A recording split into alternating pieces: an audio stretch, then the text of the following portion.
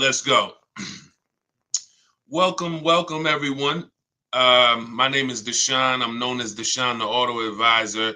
This is Car Shopping Questions and Answers. We do these streams throughout the week to make sure that you have the information you need to save more money on cars than everyone else is saving. That is the big issue. A lot of people are overpaying for cars. They don't know it, but we know it. And so I spent 14 years in the car business. So now what our mission is to make sure that you have the information you need to not just save a lot of money, but also save a lot of time. You don't need to spend more than 20 to 30 minutes in a car dealership at any time to save thousands and thousands of dollars. We've proven this, and that's what we're going to be going over. So the first thing we want to do, welcome to all those on Facebook, welcome to those on Instagram, welcome on YouTube, and welcome on TikTok. I want to go over as we, you can start to get, as I break this down, ask your questions, and we'll certainly get to your questions as we go through it. No questions off limits. But I want you to know the 7-step process that we've been using for 3 years that I really learned I learned this from being in the car business. I worked for 5 years with Mercedes, 5 years with General Motors. And we developed a system where you can get below market deals, which will save you thousands and you can do it from home. There's only 3. In fact, the dealers want you to be inside the dealerships trying to make a deal. That is, as dealers, we have much more leverage to make a deal when you're there than we do if you're not there.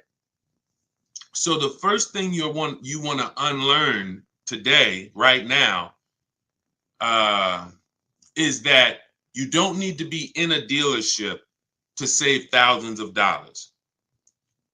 In fact, the only way you're going to guarantee you save thousands of dollars is to not be in the dealership, and it's to shop from home. That sounds like what everyone would want. But there is a specific way you need to do it, because the companies that own the websites, their goal is to sell your information, make it difficult for you to shop from home, and try to get you to go into the dealerships. That is their goal. What's up, Mildred? What's going on, Lashar Custom? Good to see you, Ellie. Good to see you, Caesar, BT Thoughts. Their goal is to get you in the dealership. So you have to now realize, if you're going to win, like I'm going to be showing you a lot of people over the next hour, people like Bonita, Greg, Danielle, Eddie, Kimberly, Charles, Sean, Pierre. We'll go over a lot of these people, Zafrina, in the next hour. I want everybody who shares, hit the share button, because if you grasp what I'm trying to get across to you right now, everything when it comes to your financial world with cars is going to change. There's 3 prices everyone could pay for any car. You could pay below market value, you can pay market value, you can pay above market value. Now, below market value, thank you for lighting up the likes on TikTok. Every time y'all double tap the screen, y'all run those likes up, and we appreciate you.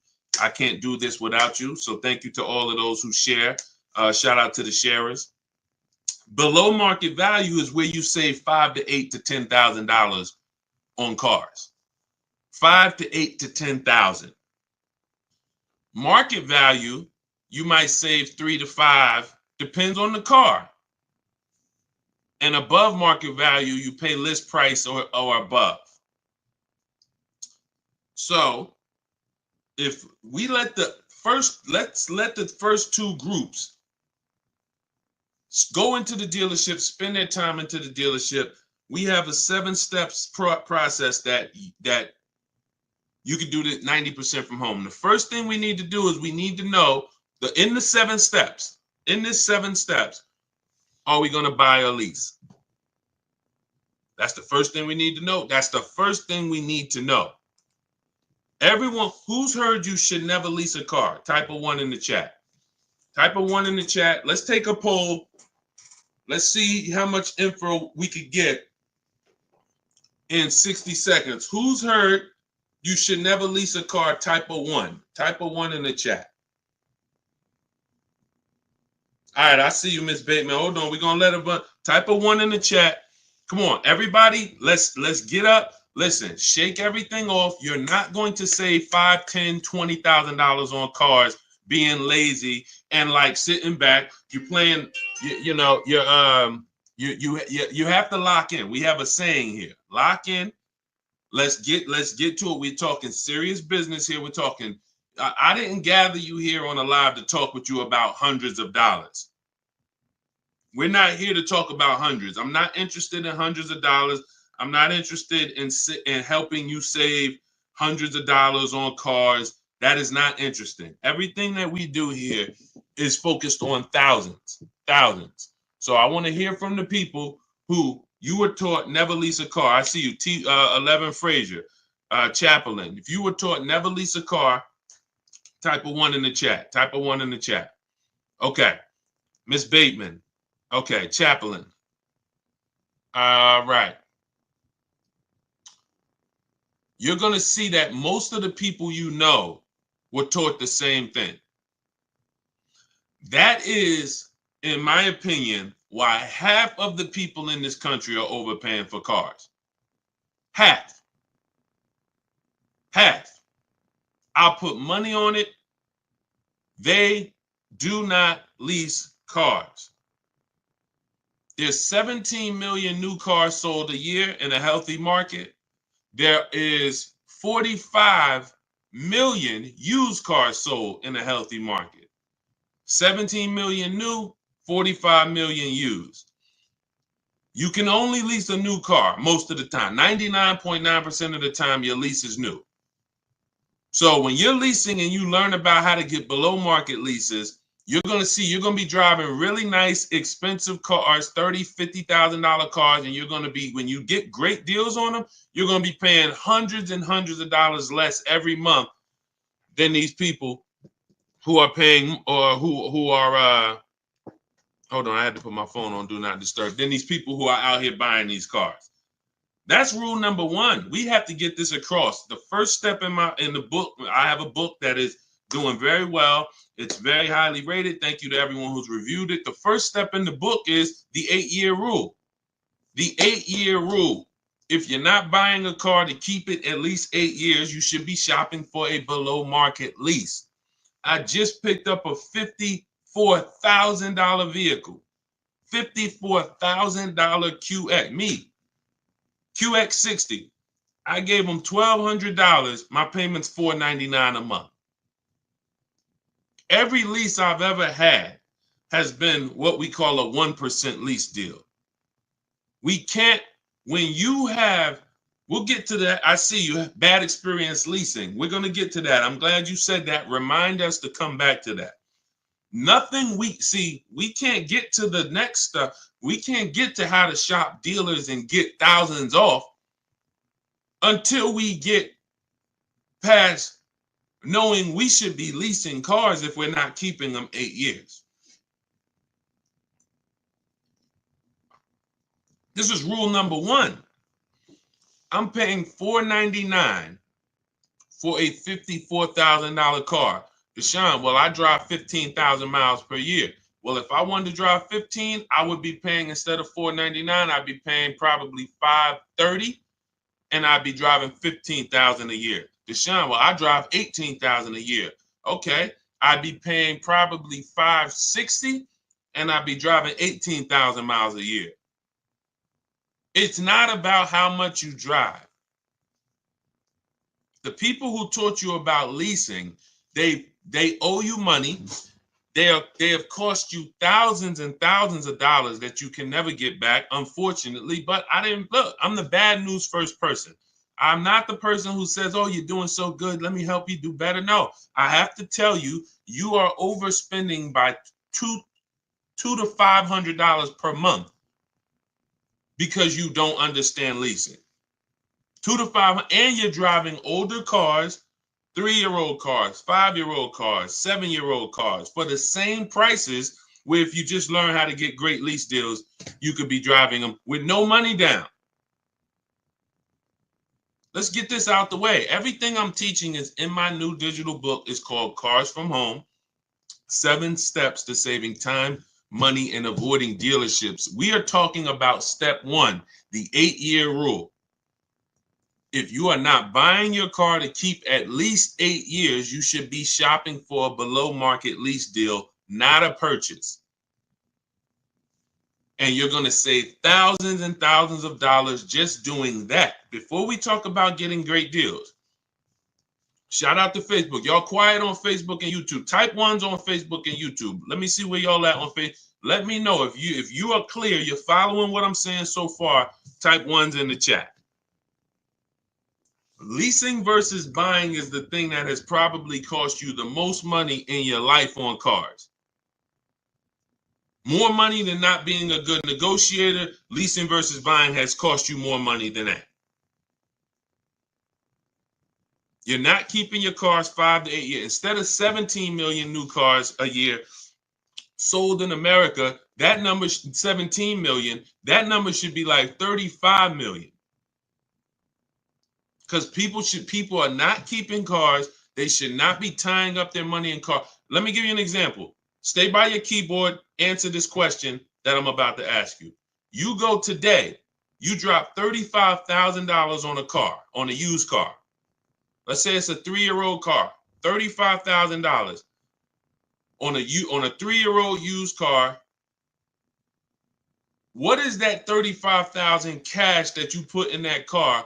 What is that car going to be worth in 5 years? That $35,000 used car. What is that cash worth in 5 years?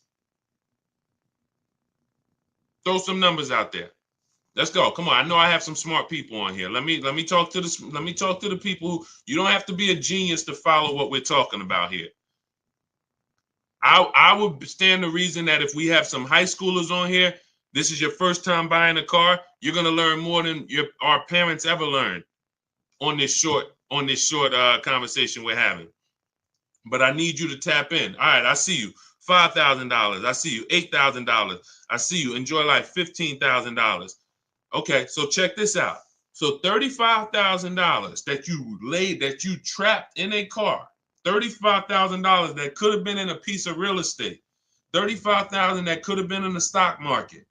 It's trapped in a car. Not only when you go back in 5 years, can you not take the $35,000 out? It's not even $35,000 anymore. It's now worth 5 or 10 or 15. The depreciation is drastic and it's unforgiving. And the only people who should be buying cars are people who are keeping them until the wheels fall off. 10 years, 12 years, 15 years. Because that's how you get your money's worth out of them. You can't put 35 into a vehicle. It drops in value to 12. And then that's when you go and trade it and you do it again with another vehicle. This is how you are structuring your deals. And this is why, besides not saving the money, we haven't even gotten to that step yet. Getting the money off and the discounts. We have to understand structure first. I leased my first car. I was 22 years old. I was leasing a $20,000 or $21,000 Pontiac G6. I was paying $256 a month. It was the best thing in the world. How many of you, as your first car, instead of you paying $400 or $500 a month, or instead of having some $200 or $300 a month hoopty, or instead of buying some $1,500 a month cash vehicle, would have liked to have it where you could drive a new car for $256 a month plus your insurance? Maybe your parents help you out with the insurance. Maybe your parents pay the $200 a month, $200-300 a month, whatever it's good, the $200 a month insurance, and you pay the car payment. This could be better than you putting your child who's in college in a 10-year-old Honda that might still end up breaking down. It's not even a question. It's not even a question. Look at India. India got the Hyundai Elantra Limited for $365 a month. Look, the Hyundai Elantra Limited with the leather, 36 months, 12K, $365 a month, no money down. Look, this is what we do. She ain't going to a dealership to get that done. She gets it done from home, making dealers bid, but she's not getting $365 a month unless she has a phenomenal way to get below market leases. $365 a month, no money down. It's people, it's some of you are paying $500 a month for your car payment. If we be honest, if I ask, what is throw out some numbers. Matter of fact, I'm not even gonna do it. I'm not even gonna do it. I don't want to embarrass anyone. I know I know. I'm in the industry. I've been in the car business since 2016, since 2006. I know what the data says. I know what the data says. I know what the average car payment is. These things are happening because you were never taught deal structuring. You were taught by a bunch of people who never understood leasing that, hey, don't tie up that car, you're renting it. You want to buy that depreciating asset that's going to be worth half of what you're buying it for in 3 years. It's going to be worth 70, it's going to be worth 25% of what you're buying it for in 6 years. And then after that, it's going to be worth probably about 10%, 15% of what you bought it for, but then it just stays there. It'll never go below 10, 15%. It'll stay worth $5,000 forever. It could be 12 years old. It's going to still be worth, $3,000. That's the whole point. That's when you beat depreciation. That's when you buy your cars. That's your goal. You buy your cars. You don't lease your cars if that's your goal. But you should not, if you're not ready for maintenance and long-term care and investing in your vehicle and paying and keeping it a long time, then you're spending thousands of dollars buying these vehicles. You should not be buying them. Okay, so all of this is laid out in my new digital book. It's called Cars from Home. We're going to get to some questions. We know we got a lot of questions. I see you all. We're going to get, Dolan's going to start pulling your questions in about 2 minutes. So you can type your questions now. Hang on, Dolan, not quite yet. Everything we're talking about, that's step 1 in the Cars from Home 7-step process. So step 1 is the 8-year rule. And if you're not buying your car to keep it 8 years, you should be shopping for a below market lease. If you're keeping it at least 8 years or more, you should shop for a purchase. My new digital book spells out our entire system. It's the ultimate blueprint to do it yourself. Car buying, leasing, new cars, used cars from home. Hence why the name is called Cars from Home. So you can get a copy of it. It's normally $97. You can get a copy as part of my welcome offer to you. You can get it for 75% off, but it's only for 30 minutes. So you can get to my TikTok bio. As long as the timer hasn't hit 0, click the button in my TikTok bio. There's a link there in my Instagram bio, the YouTube comments, or the Facebook comments. And as long as you get there before the 30 minutes, you get a copy of Cars from Home. 7 steps to saving time, money, and avoiding dealerships for $24 instead of the $97. Now, as soon as you pay, make sure you screenshot the thank you page. There's a it says screenshot this page because some of you type your email incorrectly, and then we can't email your book because you typed the email wrong. So you'll have my support team's email. They're there Monday through Friday. Reach out to them, get your book, but try to type your email in correctly. We deliver a lot of books. The system works. And you'll also, on that same page, have the link to open the book. So you might want to save it right there to your phone or to your computer. So you'll get it, 2 ways. Okay, so go grab your copy before the 30 minutes is up. You get it for $24 instead of the normal $97. Now, $97 is still worth every penny. This will be the most valuable book, one of the most valuable books financially you've ever owned. That is my guarantee. And you can read the reviews online. Okay, let's go, Dolan. Bring in the first couple questions. You guys can start typing. Start typing your questions if you have them, and we'll start getting to as many as we can. When the lease was up, took the car in. They said I wasn't qualified to purchase the vehicle, yet they sold me another used car. Later was sued for damages for a car I never had. There's a couple things here that look pretty bad. Let's start from the beginning. When the lease was up, took the car in, they said I wasn't qualified to purchase the vehicle. So if you had some credit challenges, you may have not been qualified to buy that vehicle with a traditional bank. But they maybe they tried to put you in a car that you didn't want, that they could get you approved on. And so what happens is, you didn't want the car, but that's the only car they can get you the loan on.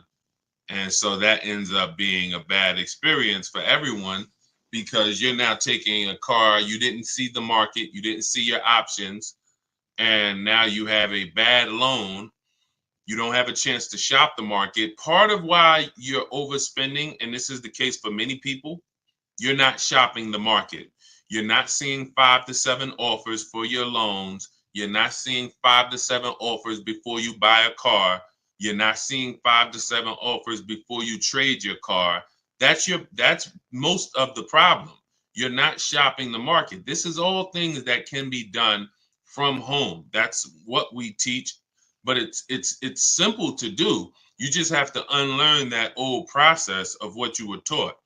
So yeah, it just seems like from the get-go, you should have been following a plan of someone that doesn't have perfect credit, and then you would have followed whatever options you had, whatever your best options would have been at that time.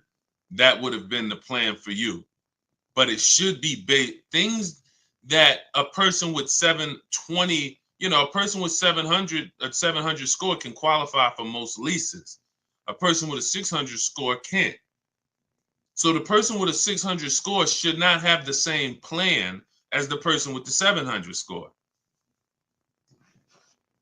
That's why in my digital book, there are paths for people who have the 600 score, for people who have the 800 score, for people who want to pay cash. Everyone's plan is not the same. But yeah, that was the first thing.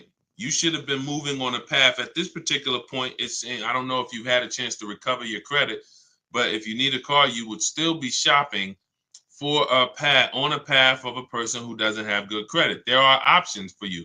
The goal is to not, overpay for your loan, your car and your loan. When you have bad credit, you're going to pay a high interest rate. But that should be the only thing you pay for. You can still get a great price on the car. You should get a below market price on the car, but a high interest rate. And that's not what happens. Most of the time, you go and you pay a high interest rate, and then the same car you could have gotten for $18,000, you pay $20,000 for it. So you give the dealer $20,000 and a high interest rate. You should have found that car for $18,000 and then just paid the high interest rate. You got to separate your loan from the car purchase. So these are things that we teach in a step-by-step manner. But, there's a lot there. You need a plan. Stop winging it. Stop winging a 5-figure transaction. Go ahead, Dolan.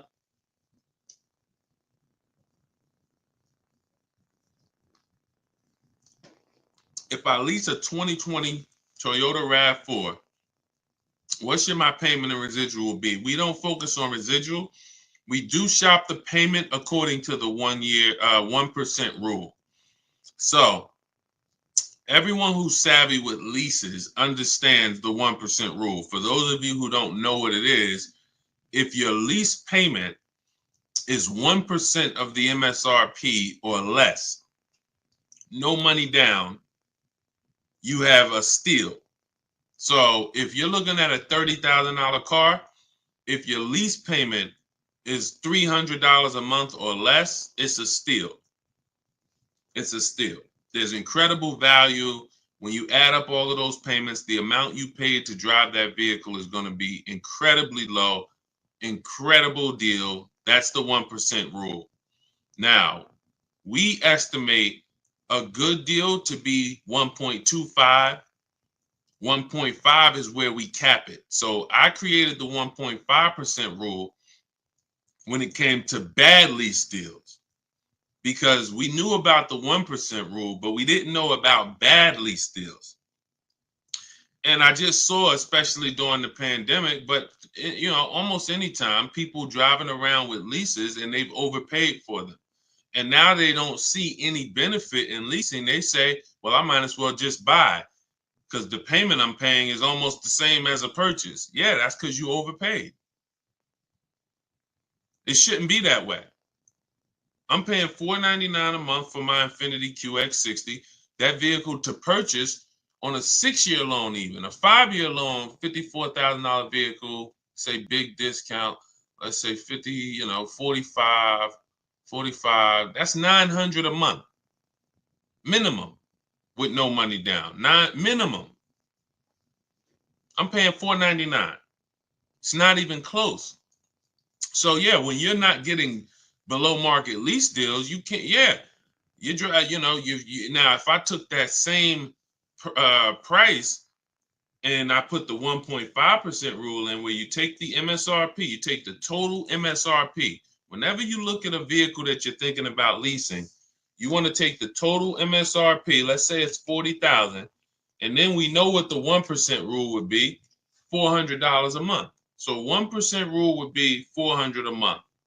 That means if I could get that vehicle, no money down, 12,000 miles per year, $400 a month. Now I want to go to the 1.5% rule. Take that same 40,000, multiply by 0.015. That's 600.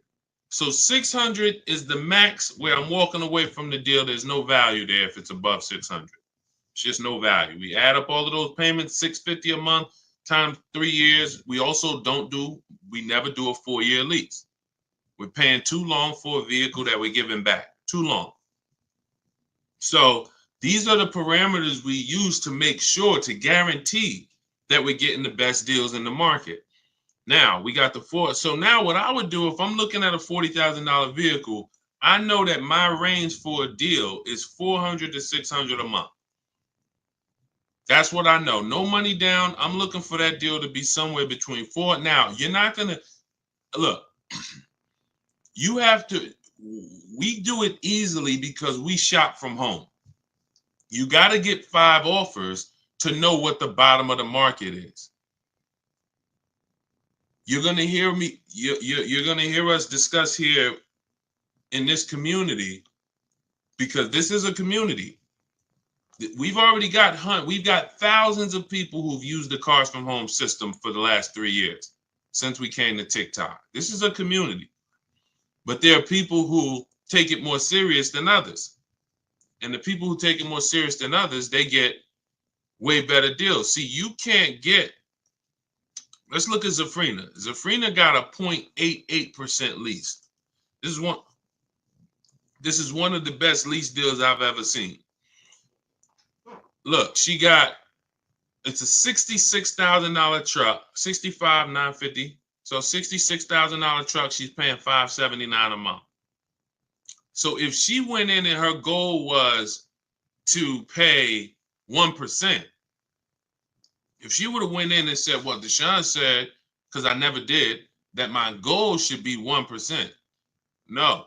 Then she would have went in, she would have left out paying $659 a month, $660 a month would have been her payment at that's 1%. She got almost $100 less than that, because you have to shop the market. Maybe the best deal is 1%. Maybe it's 1.2. Maybe it's 1.4. But the only way for you to know the best deal in the market is you have to see other higher offers. When you're sitting here, and this is the peace of mind you're going to have using the Cars from Home system. When you're sitting here and you're looking at 5 offers or 7 offers, you are going to love how easy it is to pick the best offer. It's beautiful.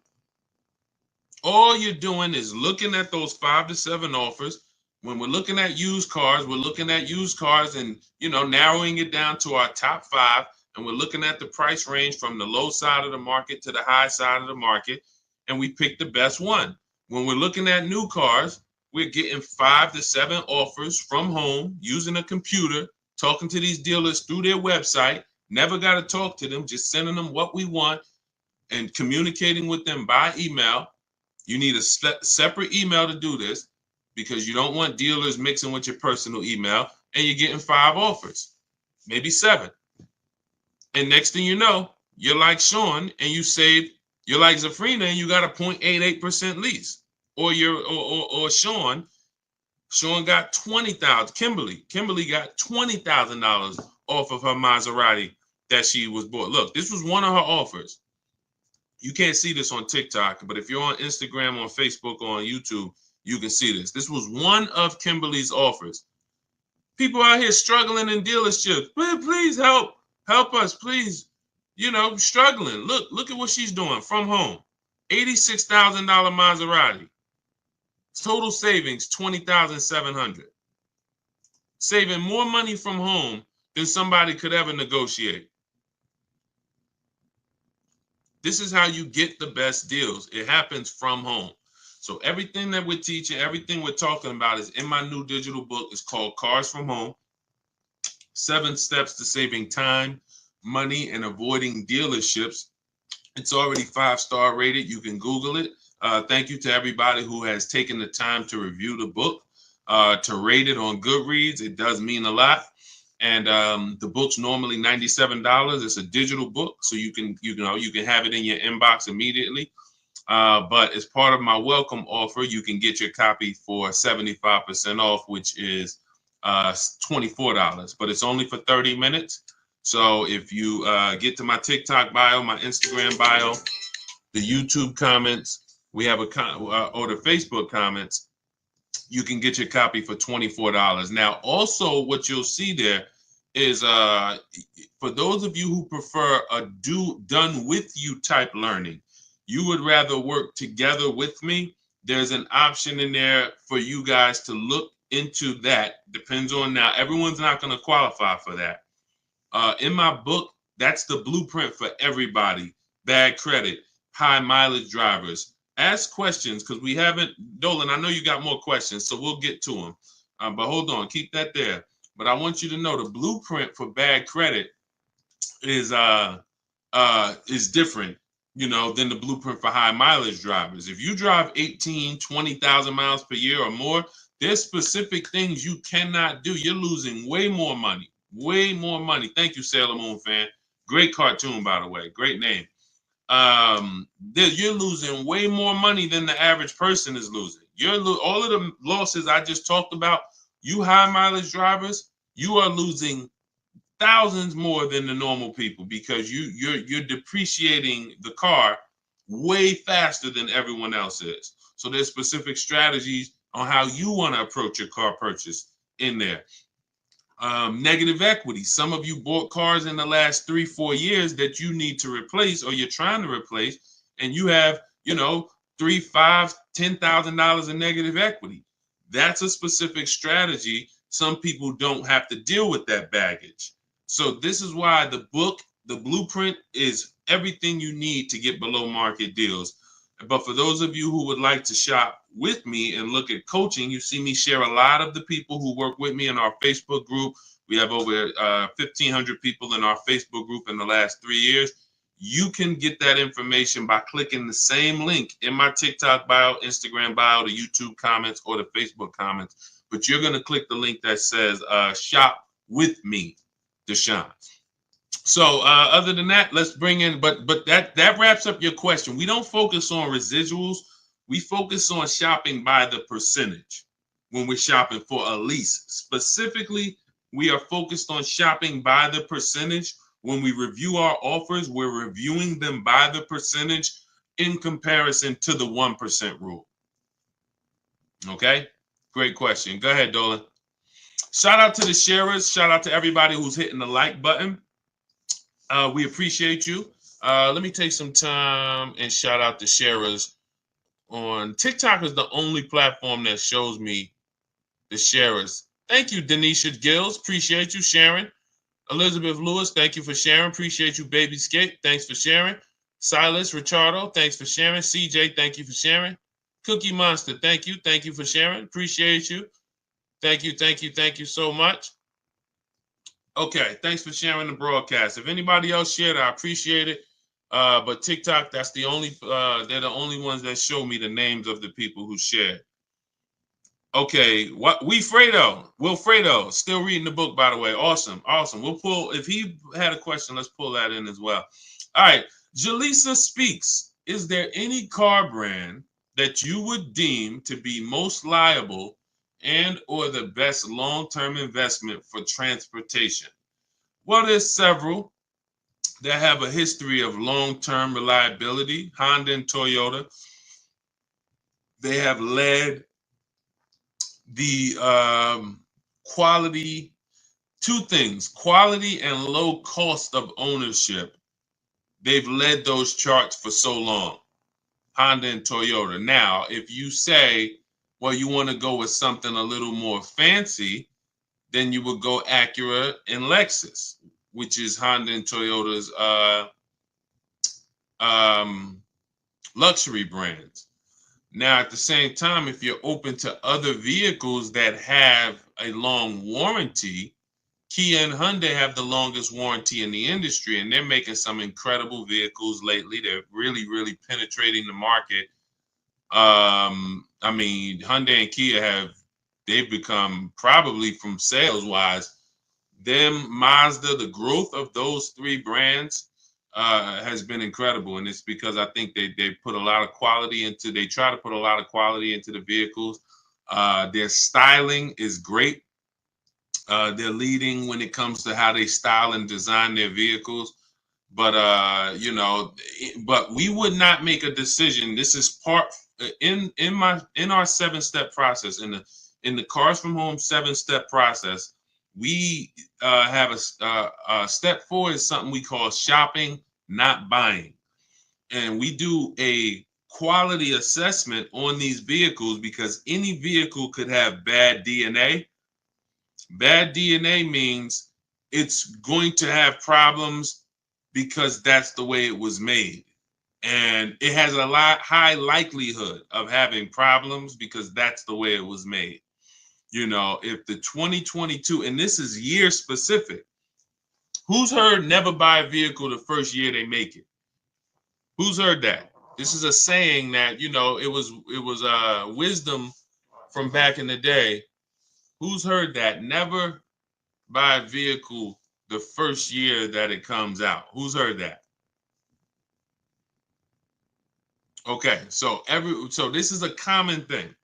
So now when you consider, well, you don't even want to buy a vehicle the first year the transmission is, you know, if a vehicle has a new transmission, if a vehicle has a new engine, if a vehicle has a new suspension or steering system, all of these are things that could be problematic. So that's why we always want to check and type in the specific name and the year of the vehicle we're looking at. So Jaleesa, if you're looking at the Cadillac XT6, you would type in 2020, whatever the year is, 2022 Cadillac XT6. If you're looking at a new one, you would type in 2024, 2025 Cadillac, 2026 Cadillac XT6. That is what you're doing.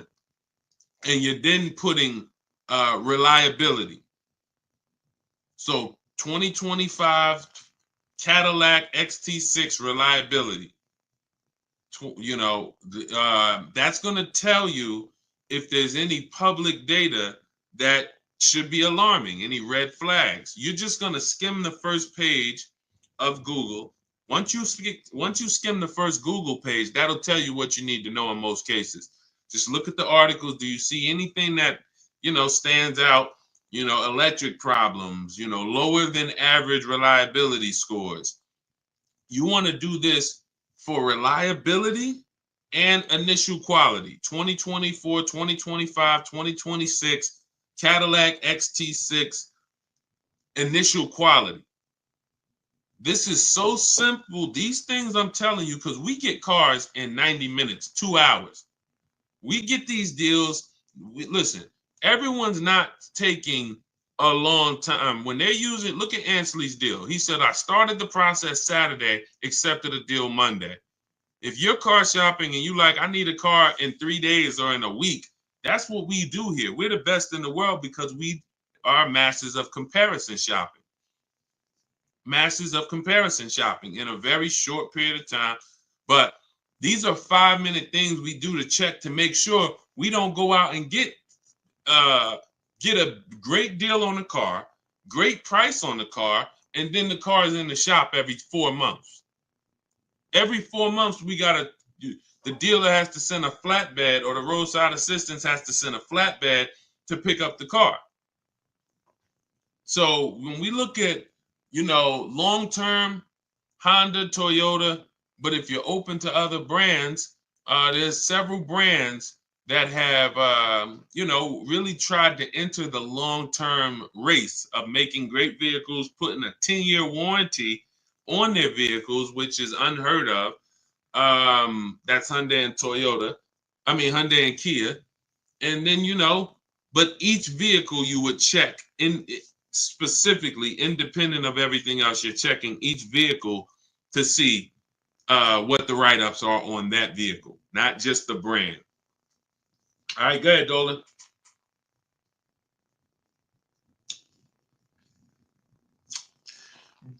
Brand new to you and you're live. Welcome. What's a basic credit score needed to start with a lease? Usually, I would say above 660. You can, but it's not just score. If it's profile. So let's say you are 660. One of the strongest things that you can have on your profile is on-time car payments.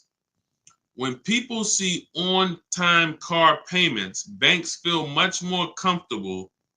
If you were just paying $400 a month for 2 years on time, they feel much more comfortable giving you a $400 a month lease payment. Now, another thing, you're not wait, let me go here first. So if you have a strong profile, which is one of the heftiest things is a on-time car payments for the last 2 years, or high income, predictable income, high salary, high income. So you got a 640 score, but you make 120,000. That's part of your profile. But I like to see people get out of that manipulation zone. That manipulation zone is anywhere from 660 to probably about 650 to 680. Once you see that manipulation, they might tell you didn't get approved tier 1. That's why you got to have backup offers. So if somebody tells you didn't get approved tier 1, they might say, oh, the payment goes up $100, but it's not supposed to go up $100. Maybe it's not even supposed to go up. They're just taking a shot at you because they know you don't know better, but you got a second offer. Hey, well, look, I got to check with the second offer. Can you call and see? And we do all of this from home. I even have a script in my book for what to say when they tell you you're not approved tier 1. Now, I don't have many scripts. Most of the scripts we use, if not all of them, are for talking to managers. We're not speaking to car salespeople. So we are using scripts. The only time we're speaking with car salespeople is if we're setting up a test drive. And once we set up that test drive, that's it. Obviously, when we come in to pick up the car, a car salesman is going to help us. But all of our everything is done from home. Nothing is done with salespeople. And really, there's no talking. So if you're somebody who you don't like talking, you don't want to try to remember what to say, then the Cars from Home system, you're just like the people who've come before you. Teddy, none of these people like talking to dealers, going to dealers.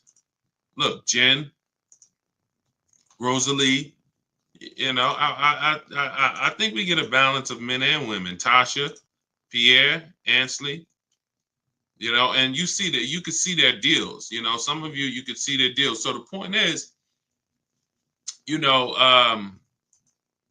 all of this is in the blueprint that I wrote. It's called Cars from Home. It's my new digital book, Cars from Home: 7 Steps to Saving Time, Money, and Avoiding Dealerships. We spent a lot of the first 20 minutes talking about the first step in our process, which is leasing versus buying. If you missed that, you could go watch the replay on some of these other platforms. You cannot get great deals if you don't understand. Stop buying cars if you're not keeping them 8 years. You are losing thousands and thousands of dollars. There's no way. We went on it. You know, we'll go deep on it on another stream, but you can watch the replay. There's no way for you to get a great deal. That's probably why some people are asking about, you know, wanting to make sure that they have the credit to lease, because that's what we spent the first 20 minutes really hammering, is that, you know, in my opinion, I think 30% of the population is buying when they should be leasing, just because they don't understand it. They don't understand how to structure their lease, pick the correct mileage, and they don't understand how to shop for leases to make sure they don't get they're not overpaying for a lease. So, but yeah, everything is laid out in my book, step by step. You're going to know exactly how to get below market lease deals, below market new cars, below market pre-owned cars. These are different strategies. Bad credits in there. You don't have to worry. You have an exact path for if you have bad credit, high mileage, negative equity. And normally the book's $97, but as part of my welcome offer, you can get yours for the next 30 minutes for $24, 75% off. That's my welcome offer for 30 minutes. So go grab yours. In my TikTok bio, there's a link. My Instagram bio, there's a link. The YouTube comments or the Facebook comments, get there before 30 minutes. You got your copy for $24. You can see by the reviews, if you Google the book and read the reviews, the book is worth every bit of $97. But, you know, if you get there before 30 minutes is up, $24 is better. Make sure as soon as you pay, you screenshot the thank you page. Sometimes you type your email wrong. We're going to email you a copy, but we have a great email system, but sometimes the email is wrong. Make sure you check your spam for the book. Sometimes if you don't see that book in 5 minutes, check the spam or the junk folders. But then you'll also have my support team. As soon as you buy the book, screenshot that page that has my support team's email. Monday through Friday, reach out to them and they'll make sure you get your book. You also, lastly, as soon as you pay, there's a link for you to open your book right on the page there. It'll say, click this link to open your book, and you can save it right to your phone or to your computer. Okay, for those of you who want to look at shopping and seeing if you qualify to shop together with me, we have a program where you can just go to those same links and you can hit Shop with Deshaun, see if you qualify, and watch that short video, and then we'll let you know if we can work together in a different learning format. We always like to say, we're going to make sure the information is available for you, but everyone learns differently. Some people, you're a do-it-yourself person. Some people, you're a do-it-done-with-you person. You like to do things with community. That's why we have over 2,000 people with you that have come before you. We have over 1,500 people in our private Facebook group. We have dozens of people on our private Zoom calls. That might be better learning style for you to learn the Cars from Home system. It doesn't matter. You might be able to just sit and watch the lives and just watch our live stream, put it together, piece it together, and you're getting below market deals that way. It doesn't matter. We just want to make sure that you have what you need to get below market deals. All right. Go ahead, Dolan. Let's go. If asked, would you go with someone to purchase a vehicle? So we actually we're testing a new program. It's not even a test. We've tested it already twice in the last 3 years. We have to make sure, we had to make sure before we launched this done for you solution that we had the team and the staff. So that program is not a program that we can let everyone into, and it's not a program. It's sometimes we're going to have to close it because we can only take a few people at a time. But if you go to those links, you'll also see a button that says shop for me. You can also visit the same links in my YouTube comments, Facebook comments, the TikTok bio, or the Instagram bio. You'll see a button that says shop for me, and that you can book a call. You book a call with the team and see if you qualify for the shop for you. So as I said, there's no excuse. There's no excuse for anyone to be overpaying for cars at this particular point. You have tons of free information that I'm going to put out. You can get your questions answered on this stream. You can write all of this stuff down. You can watch 30 live streams, piece it together, and you will get the same deals that you're seeing a lot of people get that I share, and the same deals I'm going to get. Or you could get the blueprint, get your copy of Cars from Home, 7 Steps to Saving Time, Money, and Avoiding Dealerships, and you have the written blueprint step by step for all types of car deals, leases, purchases, new cars, everything. Or we could do it for you, or we could do it with you. There's no excuse for you to be out here having anxiety concerning car buying anymore and overpaying and having buyer's remorse. Okay, go ahead, Dolan. Do you have to have a long credit line to lease a car? No, again, like I said, you want to try to be between you want a minimum, you want to try to be between 650 and 680. That's going to help you qualify for most mainstream lease programs. But the stronger your profile, if you have a car payment that you've paid on time for 2 years, or you have a home mortgage, that's going to in the 650 to 680 range. That's going to really help you to stay out of the manipulation zone. Anything above 680 though, you're usually getting tier 1 no problem on most leases. So yeah, great question. Go ahead, Dolan. Thank you for running the lights up. Every time y'all tap the screen on TikTok, you'll see those lights continue to go up. And TikTok tells more people about the show, brings more people to the stream. We help more people save money. And we help people unlearn what the car business has been programming us to do for all of these years. So thank you. Continue to double tap the screen every time you hear something that you like. And, hitting the like button does matter. Appreciate you. And shout out to the sharers. Welcome to the new followers. I see you. Welcome, R. Timmel. I see you. Welcome to the community. Toy for real. Thank you. Welcome to the community. Luna, Oz, welcome to the community. I see you. Cam, welcome to the new followers. Shout out to the people who just followed the movement. All we care about here is making sure that you pay less than everyone else for cars. Hi from Mississippi. Good to see you. Shout out to hi from New Jersey. Great to see you. Hello, Mississippi. All right. Is the last week of the year a good time to get a good deal on a car?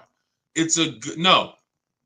And let me tell you this, yes and no, but I'm going to say most. Here's the thing. Car dealerships, we have made a fortune with marketing. It's one of the best marketed businesses in the world is a car dealership. It's regional marketing, it's nationwide marketing, on the radio, billboards, television, social media. It's so good, and it makes people think, come in at the end of the month, come in during the holidays, you're going to somehow get a better deal. The problem with that logic is this. The deals that you see, look, when I share deals like India's deal, $365 a month on her limited. When I share Milligan got a $27,000 discount on her vehicle. $27,000 discount. These are not deals. These are deals. Now, listen close to what I'm about to say. This is very important. These are deals that the dealers only accepted because at that particular moment, they were a little desperate. At that particular, look at Milligan's deal. I'm zooming in on it. $79,000 vehicle, Her adjusted price is $51,359. If you can see it up on YouTube, Facebook, or Instagram, you can see it. 27. This was a deal where at that particular time, the dealer was a little desperate. It's the same thing with everybody else. Same thing with Ansley's second car that he got his BMW. Jen, everybody that I see, we're positioned. So what is the you could take that down, Dolan, that question. I'm still taking care of this one. So when it comes to the end of the month and the end of the year, you're not getting there's no desperation. When there's 200 people, let me put it like this. Dealers know exactly how many appointments we have before the weekend ends. We go into Friday. How many appointments do we have for, if it's a holiday Monday, like a President's Day or a Labor Day or Memorial Day? We know 400 appointments. Why? Where's the desperation there? We only have a certain amount of cars. So where there's no desperation when we only have a certain amount of cars, and that's what we're doing. We have this many people. There's no desperation. That's why you're not getting a better deal when you have somebody right behind you who could pay more money for that car if you don't accept the price. Hey, listen, Mr. Jones, sorry if you don't want the car at this price, but look, you see we got a showroom full of people. It's a big sale. We got people walking out. There's nobody to help them. Listen, if you don't want the car, no problem. You can think about it. They're rushing. There's no desperation. The car business has done a great job of doing that on Saturdays, holidays, end of the year. They're going to pack the showrooms. They're going to sell their cars. There's no desperation there. All right. So no, this is all about what you want to do is position yourself. Let us show you how to position yourself in the market, get the questions answered that you need answered. Make sure that whether you're buying a new car, used car, or a lease, you are positioned and you know the market. You've seen the 5 to 7 options so that you know you are paying less than everyone else. You're guaranteeing it. You're not hoping. You're guaranteeing it. There's a very big difference between using the Cars from Home system to shop the market so that you can guarantee savings, guarantee the biggest discount, than going in and negotiating with one dealer or two dealers. We're going to show you how to negotiate online with 25 dealers without ever talking to them. We're going to show you how to look at used cars like we're shopping on Amazon and narrow it down, and then verify if there's any fake sellers or bogus sellers that are charging, fake fees that they shouldn't be charging. We do all of this from home. Your power is home. So all of this is in my new digital book. You can get your copy as part of my welcome offer for 75% off. It's normally $97. It's called Cars from Home, 7 Steps to Saving Time, Money, and Avoiding Dealerships. You should not be in a dealership more than 20 to 30 minutes. And we never talk numbers in the dealership.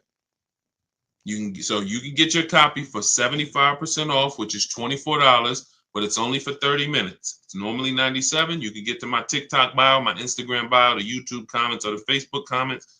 Grab your copy, 75% off. That's $24. Make sure you screenshot the thank you page so you'll have my support team's email Monday through Friday. Just in case your book doesn't come, you type your email wrong, you have my support team's email. But that email is not for questions. It's just for you making sure you get your book. All right. So let me hop off. Great live today. Great chat. We went deep on a lot of subjects. I look forward to seeing all of you inside. If you're working with us, I look forward to seeing you on the next stream. And God bless you. Keep up the great work. And let's keep unlearning and relearning so we can keep this money in our bank account. Keep these thousands in our bank account and out of these cars. All right. God bless y'all.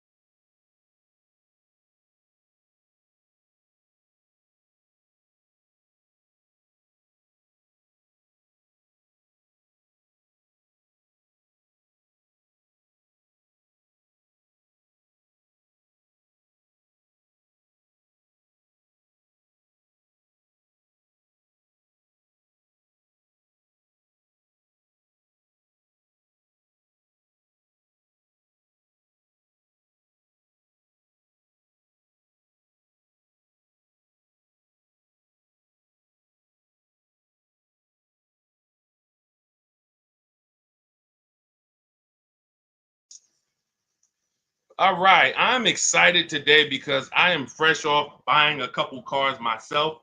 I've been teaching for years how people can just, if they learn, get incredible car deals from home without spending hours in car dealerships. Just got my father a vehicle, um, Hyundai Palisade he picked up last night. I got an Infiniti QX60 2 weeks ago, $8,000 off the price of the vehicle.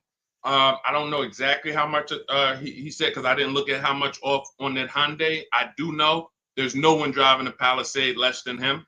He got a $48,000 Palisade, $499 a month, $49,000. These require huge discounts.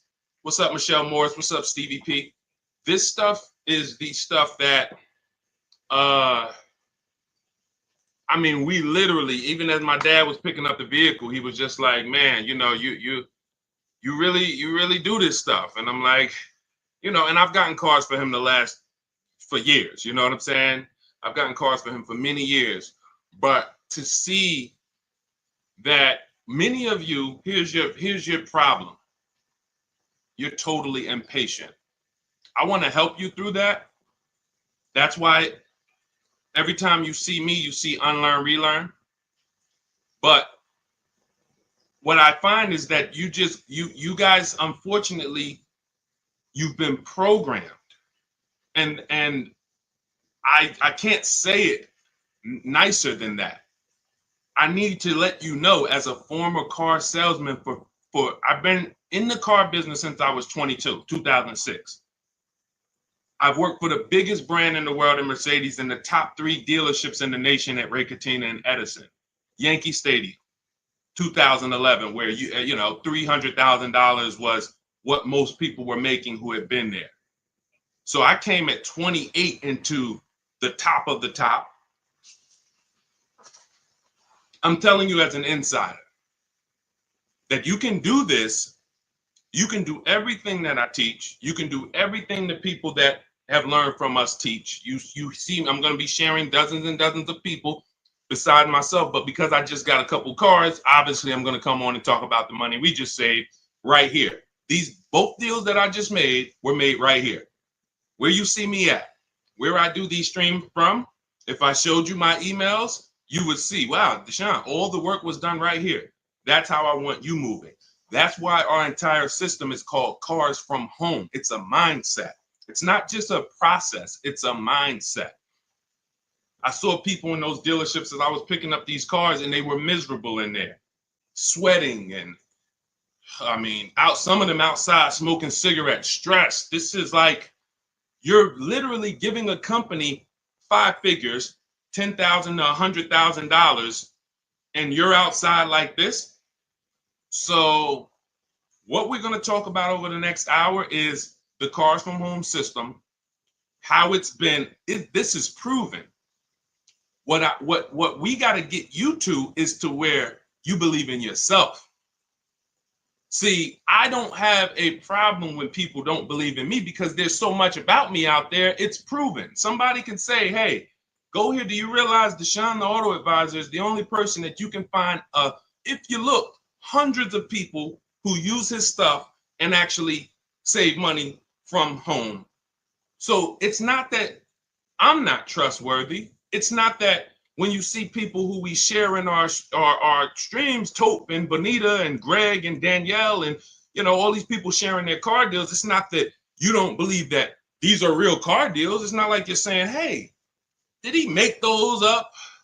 It's not that. We got to get you to believe that you can do this. And that's what we want to talk about, is how simple this is. We obviously will answer questions, so you guys can start typing your questions. We'll get to as many as we possibly can. But I want you guys to know that this is something where you can leave your strategies at the door. Everything we'll be teaching today is out of my new digital book. It's called Cars from Home, 7 Steps to Saving Time, Money, and Avoiding Dealerships. It's the entire blueprint. So it's the step-by-step blueprint to get the results that I get, that the hundreds of people that you have seen get, and for you to have anxiety-free, buyer's remorse-free car deals that save you thousands and thousands of dollars. So if that's something that you are interested in, hit the like button so I know who I'm talking to. Hit the like button, keep tapping the screen. On TikTok, if that's something that you're interested in, let me know I'm talking to the right people. Let me know I'm talking to the right people. Raquel, what's up, Sally, Tawana, Gummy Bears? Let me know I'm talking to the right people. Okay, double tap the screen. All right, am I talking to the right people? Am I talking to people who care about their money, who like to shine? Give me the strategies. Don't hold back. Let's do this. I care about my money. I see it. All right, y'all keep running those likes up. Okay. While we're on the stream, you guys can get your copy of Cars from Home, 75% off. It's normally $97. That blueprint that I'm going to be talking about, it's in my TikTok bio. It's in my Instagram bio. We put a link in the comments on YouTube and a link in the comment on Facebook. That's going to get you 75% off. So you won't pay the $97. You get there before the 30 minutes is up because it's only for 30 minutes. You get it for $24. It'll be in your inbox by the time we finish the show. And you can also now screenshot that thank you page. And you'll see as soon as you pay, there's a link at the bottom of that page to open the book. So you can save it there, save it to your computer, but I also email you a copy. Okay, Dolan, let's get the first question in. Guys, you can keep typing your questions as we go through the show.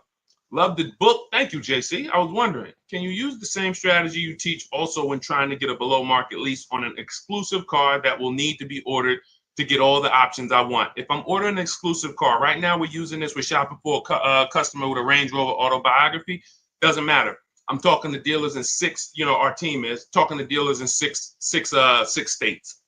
Exclusive, more reason to actually use competitive shopping because the numbers are larger. When you see the premiums that some of these dealers are charging for exclusive cars, 100,000, 50,000 over list price, the potential for you to save or overpay is greater. So absolutely, competitive shopping is something you should do with any vehicle from whether it's a Hyundai Elantra base model or whether it's a $400,000 Lamborghini. Competitive shopping, because each dealer is individually owned and operated and they set their own prices. So the key to saving the money fast from home is making them compete. Okay, definitely. Never want to put ourselves in a position where we're looking at one dealer who has convinced us they have the only car. If I'm ordering a car too, JC, good thing about ordering is everyone can bid. When you get an exclusive car, dealers get something called allocation. That means I only might get 3 Range Rover autobiographies a quarter or a month. I'm sorry. I might only get 3 G-Wagons a month. So some dealers have used that. They don't have allocation, so they can't put an order in. But other than that, we use a strategy called the 25 to 5. For new cars and leases, we connect with 25 dealers online. You know that, JC, because you have the book. You can do that with an order. You do it before you place the order because now you have a bunch of dealers who can bid. When you go do that strategy, not everyone's going to have a car you want, but on an order, pretty much everyone could get a bid in. And I remember we had somebody who was getting a brand new BMW. I think it was an X4M when they first redesigned it. And she used the strategy, and every dealer wanted list price or over list, and the best offer she got was $3,000 off. So there are dealers who want the unit, but you got to be patient. You got to be positioned. Okay. And what we do is help you get, be positioned. Okay. Great question. Go ahead, Dolan.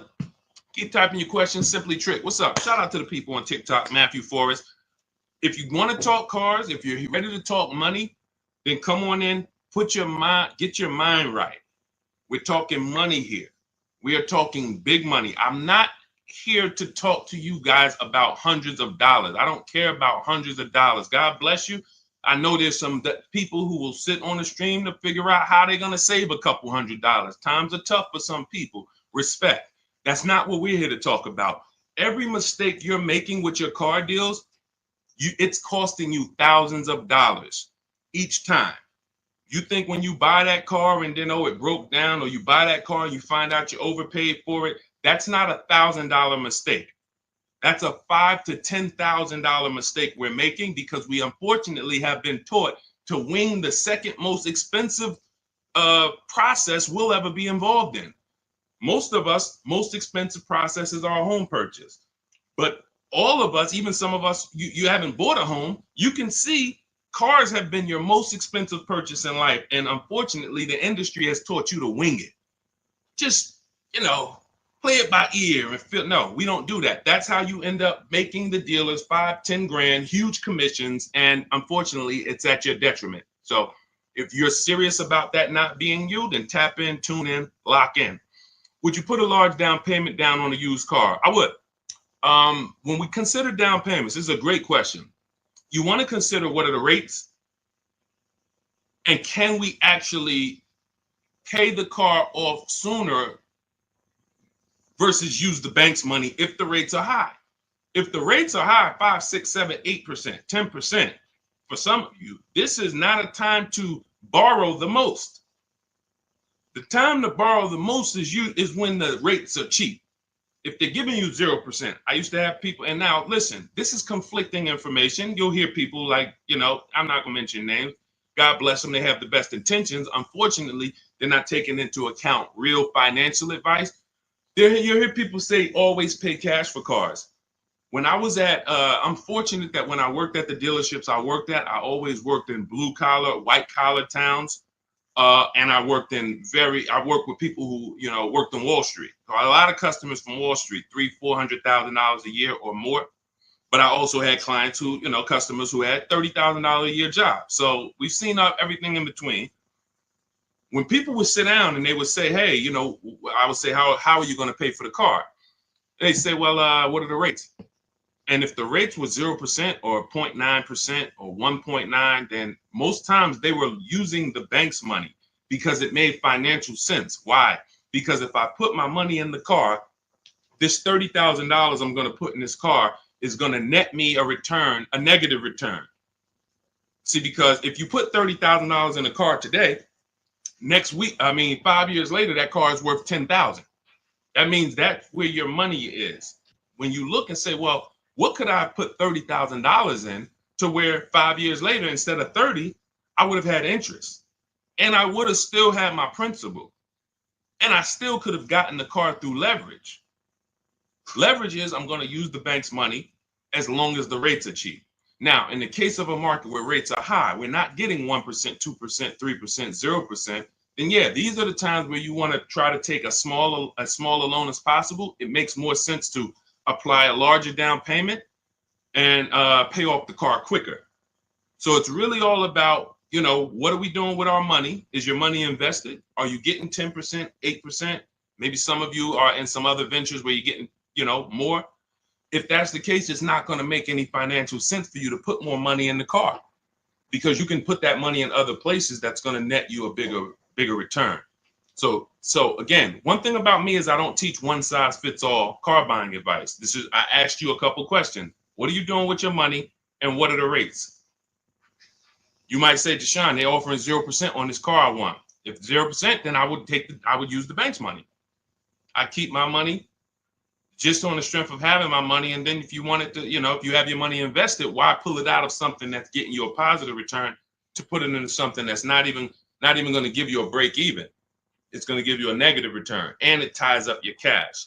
So these are the conversations I've learned just over 14 years in dealerships, talking with very, very intelligent, financially intelligent, rich, ultra rich people. So if you want to move, you want to be rich, move like the rich. All of this is laid out in my book. I have a section specifically of comparing, about cash buyers, because many people who have been taught to pay cash, you don't realize that you could be missing opportunities, especially in the investment market where you're getting, some people's portfolios up 12, 13, 15%.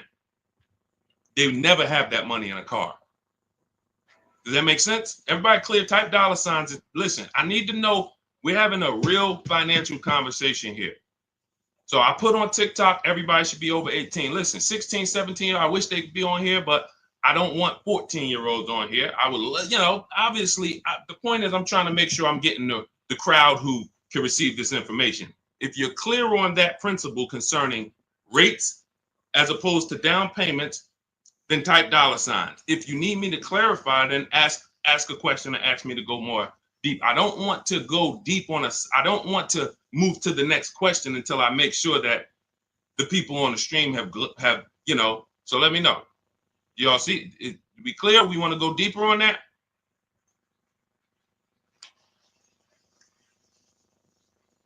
I see you, Ruth.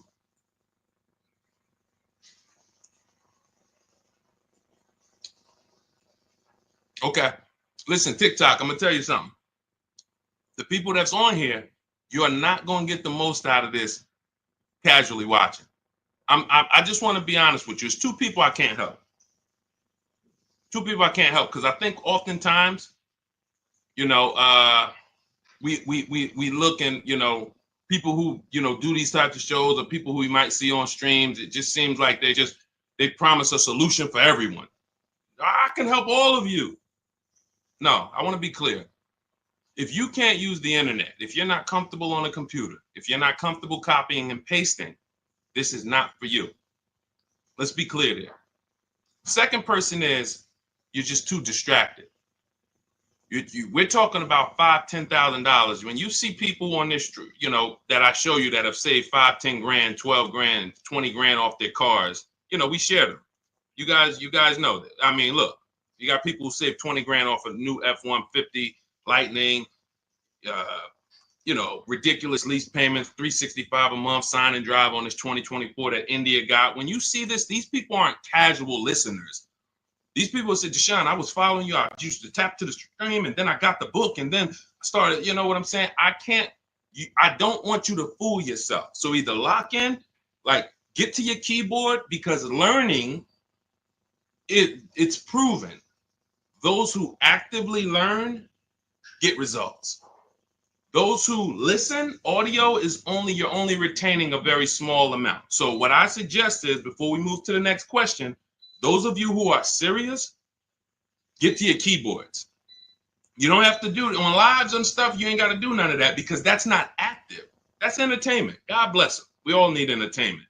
But here, in order for you to look and say, you know what, I was on Deshaun's stream. I don't want you on this stream 2 years from now having car buying anxiety, Alex, Annabelle, Chef Land. I don't want people who was following me when I came to TikTok in 2021, when God blew me up, and you saw me 2 years ago, you still have anxiety. You still ain't out here saving the money that we're saving. And we've been pushing this heavily for 3 years. Why? You haven't locked in. You're trying to be casual. So let's lock in. Next question, Dolan. I just wanted to let the people on the stream know, and shout out to the people who are locked in. Let's go. Do you need an extended warranty with a lease? Only when you are going to be outside of the warranty coverage based on how many miles you're going to be driving. So most vehicles have a bumper-to-bumper 3-year, 36,000-mile warranty. Now, when you consider that the average lease is 12,000 miles per year, but there are leases for 15, 20. You know, we teach about high mileage leases here, 25,000. Jen got a high mileage lease on her Honda CRV hybrid. Her best deal out of all the dealers, because we shop 25 dealers, we do it from home. Her best deal on this vehicle is $40,000. It was $512 a month, no money out of pocket. Come pay $512 a month. That's your deal. Now, she bumped it up because our formula when we're shopping for our lease offers is always to shop with 12,000 miles per year. First payment down. I want you to write this down. Everybody who's locked in, write this down. This is how, I mean, unless you have my book. If you have my book, you don't need to write this down because it's in there. But this is how we shop our lease offers. 12,000 miles per year. First month's payment only due at signing. We tell them assume tier 1 credit, and taxes and fees go in the payment. 3 years only. We're open to 39, but we are not open to anything longer than that. Why? We're paying too much money for a vehicle we're giving back, or we're paying too long for a vehicle we're giving back. All of you out there who have a 42-month lease or a 48-month lease, just take your contract, look at the payments, add them all up. You'll see you overpaid, unfortunately. Sorry to break the bad news to you, but someone has to, so that you can stop making these expensive mistakes. So that's the format of how we shop structure-wise. We see all our offers with first month's payment due at signing only. That's why when you see Ansley, for $58,000, $554 a month with first month's payment down. Because if you can get the vehicle to your desired monthly payment budget without any down payment, that's what we do on leases. If we can do a sign and drive and it's in our payment, we'd rather not put any money. It's in our payment budget. We'd rather not put any money down, because the more money you put down on a lease, that money is at risk. There's two ways you can lose your money on a lease. Write this down. If the vehicle is your down payment, if the vehicle's stolen, or if it's total. If it's stolen and they don't find it, or if it's total. So that's how so now, going back to your question about do we need an extended warranty, once you look at what the bumper-to-bumper warranty is on a vehicle, if it's some vehicles like a Mercedes or Infiniti, it's 4 years bumper-to-bumper, which means, and they'll give you 50,000 miles. So there's a higher bumper-to-bumper threshold there. You just need to know, based on my lease, is there going to be a period of time where I'm driving this vehicle with no bumper-to-bumper warranty? Now, you might have a powertrain warranty, which covers the engine, the transmission, things of that nature. But if the electronics begin to fail or malfunction, if your bumper-to-bumper warranty has expired, then yes, you would be exposed. So you can get an extended warranty in that particular case, but I would only do this on vehicles that are extremely expensive to maintain. I'm not really looking to add an extended warranty to a lease unless I'm dealing with like a high mileage lease on a Range Rover or something that I know when it breaks is very expensive. Other than that, we're not looking to add extended warranties on leases. Typically you'll be out of that vehicle before you won't be able to have the vehicle long enough to have the warranty make sense. Okay. What's up, Primo? What's up, Nick? Kelly Tipple. Go ahead. Next question, Dolan. Everything that I'm teaching is out of my new digital book. It's 5-star rated. You can Google it. It is called Cars from Home. 7 Steps to Saving Time, Money, and Avoiding Dealerships. We save time and we save money. I'm not into saving money and being in dealerships for hours. Who enjoys being in dealerships for hours? Listen, that might sound like a weird question, but there are some people who get a thrill out of it. Anybody? Yes? Enjoy being in dealerships? Enjoy? Anybody? Who hates going to dealerships? Who hates being in dealership? TD Brewer? What's up, Gus? What's up, Kenyon? Yep. D. Will? He said me. Kellen? Yep. I enjoy it, but has to be quick. Yep. Londa, me. Yep. Look, Marquise, no more than 2 hours. Now, when we talk about the time, you can save time and not money. You can save money and not time. So you can go in and say, well, it took me 10 hours, 2 days, 3 visits to save $10,000. Well, you might have saved money, but you didn't save time. We want both. And then we have a third caveat in that title. It's avoiding dealerships. So 7 steps to saving time, money, and avoiding dealerships, because we don't need to be in dealerships to save the time and the money. Clear? That's the name of the book. So you can get a copy of it. It's 75% off. It's everything I'm teaching. Now, obviously, you guys can see I don't hold back. So it's not like, hey, my best stuff is in the book. We do have calculators in the book that obviously I can't, give you here. We've designed calculators, but you can get your copy for 75% off because that's my welcome offer. I want to make it a no-brainer for people to be able to get car deals, save thousands of dollars from home. So the welcome offer for 30 minutes is 75% off. It's normally $97, but it's a digital book as well. So it'll be in your inbox by the time we end this stream. You can get your copy in my TikTok bio, my Instagram bio, the YouTube comments, or the Facebook comments. And make sure as soon as you pay, you screenshot that thank you page, and then you download your book, because there's an actual link as soon as you pay. You can save it to your phone, to your computer. Okay? How can I pay off my car quick? This is a money situation. I mean, that's a question for Google. You can actually, some people say there's ways that you can make your payment twice a month or on certain day of the month, or I think the whole thing about the way most loans are structured, that whole tell them to apply it towards principal, I don't know if that's still accurate or not, but this is a money situation. So if your payment is $350 a month for 6 years, if you don't pay more than $360 a month for 6 years, then the car is going to take 6 years to pay off. If you have additional money and you want to throw it at the car to pay it off quicker, then have at it. I don't know if there's anything else that I could add to that. Go ahead, Dolan. Let's go. Marilyn Birdman, good to see you. Shout out to the TikTok crew checking in. All right. Do leasing numbers work when we're driving more miles, though? Sure. First person I ever saw had a high mileage lease when I was a manager at Hyundai for 6 weeks. He returned his Sonata. It had 72,000 miles on it. It was a 3-year lease. And when I saw it, I said to myself, I couldn't believe he had leased it. And he explained to me that that's all he did. He was in sales and he was always leasing because he was tired of the negative equity. Negative equity is when you owe more on your car than it's worth. And some of you, every single transaction you do, you have negative equity. You don't realize that the cause is you don't lease. Unfortunately, you're losing money, thousands of dollars, because your cars are depreciating, and then you go and trade them and you take the loss. That's not supposed to happen. See, the things that are normal that you think are normal, I'm here to tell you they're not normal. And there's people, thousands of people that, thank God, they are learned, because they've been hitting you guys with bad information about leasing since the beginning of time. Now, don't get me wrong, leases at some point, at one point, there were bad leases, and they were bad lease structures. You had balloon payments that people didn't know.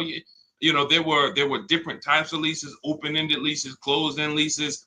Now the leases are set up where it is the best thing in the world if you're not keeping cars 8 years. And if anyone's not keeping cars 8 years and you're not leasing, you are losing thousands of dollars. Facts. I can prove it. I bet if anybody took me on their show and just gave me a whiteboard or a chalkboard and said, hey, can you prove in 10 minutes or less that anyone who's not leasing, but they're not keeping their cars 8 years, they're losing thousands of dollars? I said, man, I don't even need 10 minutes. Give me 6. Because all I'm going to show you simply is the fact that someone like Ansley, who gets a 1% lease, he's paying $554 a month for a $58,000 car. Now, some of you know, let me ask a question to the community. Shout out to the new people. I know we got some first-time people on here, but this is a question for the people. I want to see, maybe we don't know. If we got some people on here that know this, how much is every $100? I gave it away. So every $5,000 that when you're looking at a car, every $5,000 in that vehicle, loan-wise, you're going to pay $100 a month. So looking at this car right here, which is $58,490. Roundabout, that's going to cost us about $1,100 to $1,200 a month. Even before taxes, we ain't put tax on there, but let's just assume, just looking at that $58,000 number on a 5-year loan. 5-year loan, that would cost us about $1,200 a month. So if that number would cost us $1,200 a month, and Ansley's paying $554 a month, how long does you see what I'm saying?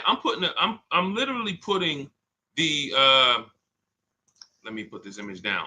As soon as I put those two up, I'm just gonna put the actual chalk down and walk away from the board and let people look at that and let them soak that in.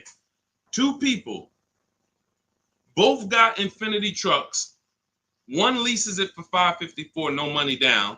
Another person gets the identical truck and leaves the dealership paying $1,100-$1,200 a month. Sit that right there for you guys. And I will let them look at that and say, wow, okay, come up with their questions, because their programming is going to make them say, well, but he's leasing it. And okay, so now let's address the follow-up things. If this person is leasing and paying half of what this person is paying every month, then what stage does the person who bought start to win? And in which case we'd add up those payments, we'd see, and it comes out to 8 years. Because once you put those payments up, it's going to take you so long to catch up with me if I'm paying $554 and you're paying $1,100. That's it. The first thing that should get you with leasing is, wait, I could drive this car for this payment? That's the first thing. There's more to this than that. There's more to this than that.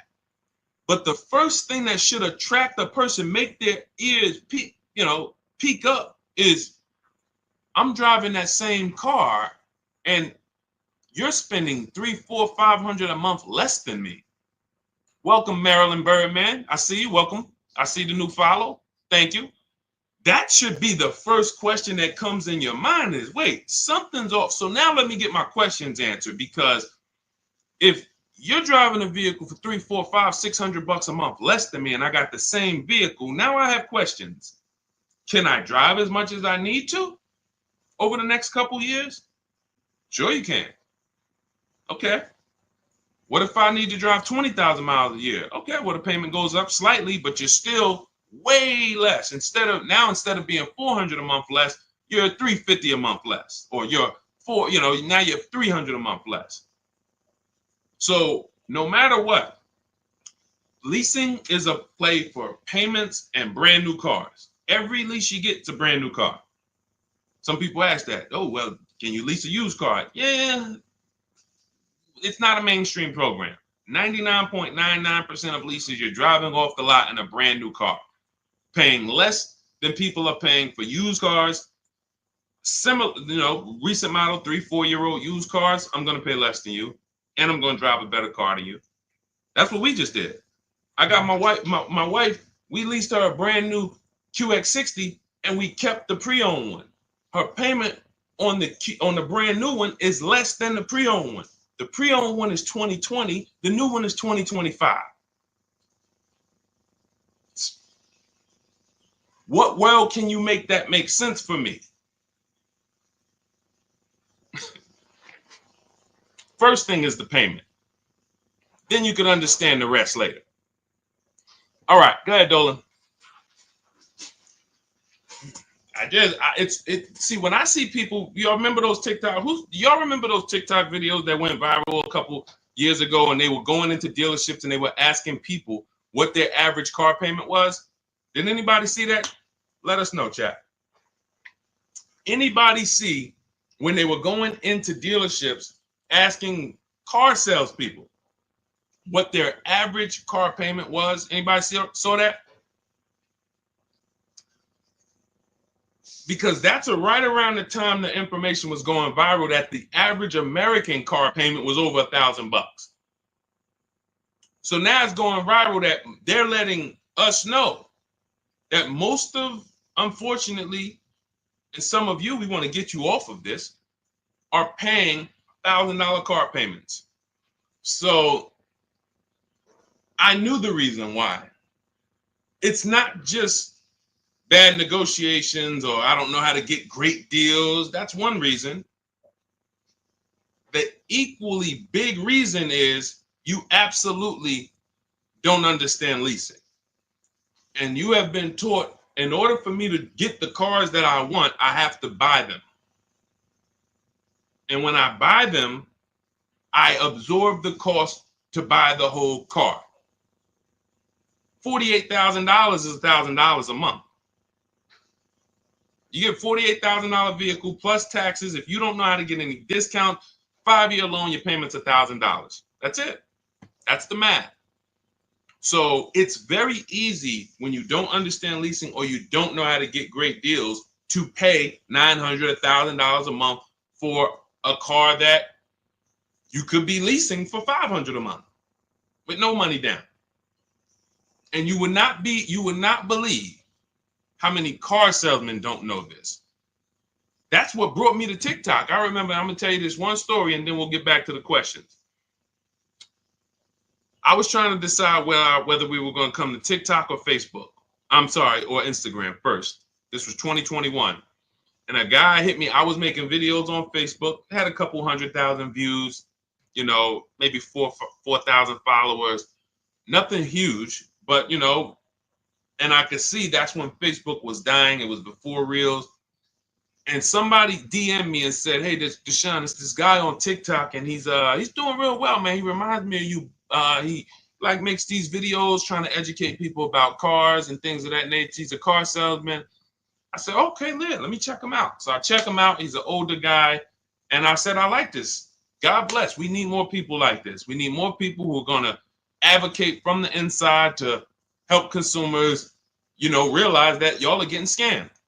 And you need financial literacy, and you need to know how to avoid these huge mistakes. But then I watched about 10 videos, and I was loving this guy. But then somebody asked him a question, and they said, "Hey, could you tell us about leasing?" And so he said, "Nah, you don't want to lease your cars. They limit you on mileage. You know, you're going to get a ton of fees when you drop it off in 3 years. Just buy your cars." God bless. That was my decision right there made. I said, I'll be on TikTok tomorrow.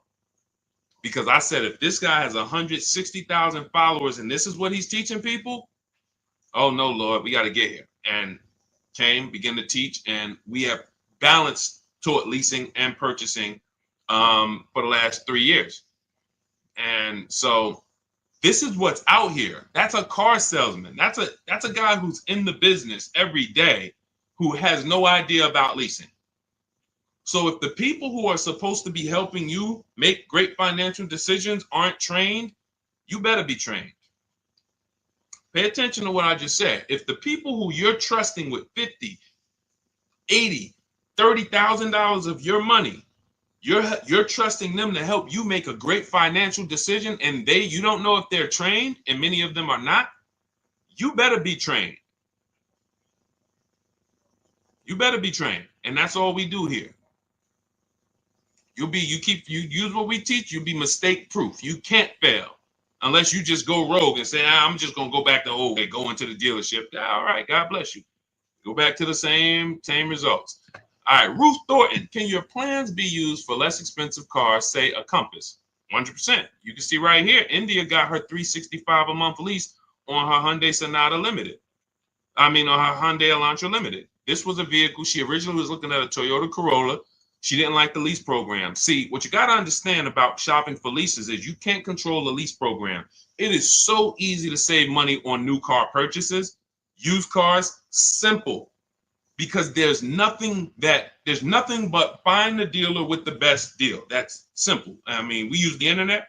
So like I said, if you can't use the internet, if you're not comfortable with a computer, then I'm sorry, this isn't for you. But if you can use the internet, then you can put that back up, Dolan. If you can use the internet, then you can continue to get the deals we get, but when it comes to, hold on one second. You can throw that question back up, Dolan. Let's just keep that on the screen. So, but when it comes to lease programs, you need, there's something we can't control, which is, what is the rate, the money factor, the residual? If it's bad, it's going to lead to a bad lease deal. It doesn't matter. We shop. This is my recommendation. You don't have to listen to it. You're an adult. We don't make a decision before we see 5 offers on a lease, because you never know where the bottom of the market is on a car. So we want to see 5 offers when we buy a new car, when we see a lease. So we do it from home. If you want to do it your way, you don't have my book, you can call around, talk to sales managers, try to get 5 offers, because what you're going to see is they're going to be totally different. People are going to take off different amounts. But when it comes to the lease program, you saw that India, she was shopping for a Toyota Corolla and she got all her offers, and she identified it was a bad lease program. That means all the offers are break the 1.5% rule. It's not a dealer's fault. So we're not going to get too complex, but you got to understand, with a lease, it's not like a purchase. There's a bank that we use, and if the bank has a bad deal, it'll almost be like that. It's not like interest. It's a bad lease program. So she ended up going to a Hyundai Elantra Limited. So that's the one with the nice features, $28,000 vehicle. She gets it for $365 a month, sign and drive. So it doesn't matter. Jeep Compass is right around, maybe I think it's a little more expensive than that. I think it's 32, 33. We've used this for everything. We've had people get Rogues, we have people get CRVs, we have people get, BMWs, Jeep Grand Cherokees. Raphael got her Jeep Grand Cherokee, $549 a month, 54,000. We've had Kimberly get her Maserati. She saved $20,000 off of it. You can see right here. Look, she got her Maserati. This was literally, it took off $20,700 for her, brand new. So it's for everything. Somebody asked earlier in the show, is this for like, exotic cars? Can we use this for like exclusive cars? For sure. Bentleys, doesn't matter. Doesn't matter. Competitive shopping is what you look. Don't overthink this. It's competitive shopping. That's all it is. We just have a formal system for competitive shopping. That's what it is. We have what we believe is the best system in the world until someone can show us that they've gotten more results for the public. We have the best system in the world for getting multiple offers and creating competition in the car market that benefits us. So you could throw any car in there, system is going to work. So everything that we teach is out of my new book. If you guys are like, Deshaun, this is a lot. Can you give me the step by step? Can you give me the playbook to where I can look at this and kind of go through my checklist? My book is written as a checklist. It's a digital book, and you can. It's called Cars from Home: 7 Steps to Saving Time, Money, and Avoiding Dealerships. And it's normally $97. You can get a copy for the next 30 minutes for 75% off, which is $24. So if you get, that's my welcome offer to you, but it's only for 30 minutes. So if you grab your copy, you can go to my TikTok bio, my Instagram bio, the Facebook comments, or the YouTube comments. We have a link there, and you can activate your 75%. Now, for those of you who are like, Deshaun, I see you sharing a lot of pictures. Where are these pictures from? This is from our private group. I've been coaching people through our courses since 2021. We created our Cars from Home Done With You, because some of you have a different learning style. You like, instead of reading, you prefer step-by-step videos, short videos, 3 minutes, 5 minutes, to walk you through the process. And then you want community that can support you. We have our private Facebook group with I think we got about 1,500 people, almost 1,600 people in there. And then we do a coaching call twice per month, every, first and third Wednesday. We jump on a Zoom call so people can get their questions answered with me. So if that's your style, you'll see the link there. You can just hit Shop with Deshaun. Now, you do have to qualify for that. That program's not for everyone. But if you click there, go watch the video, and you can see if you qualify for that.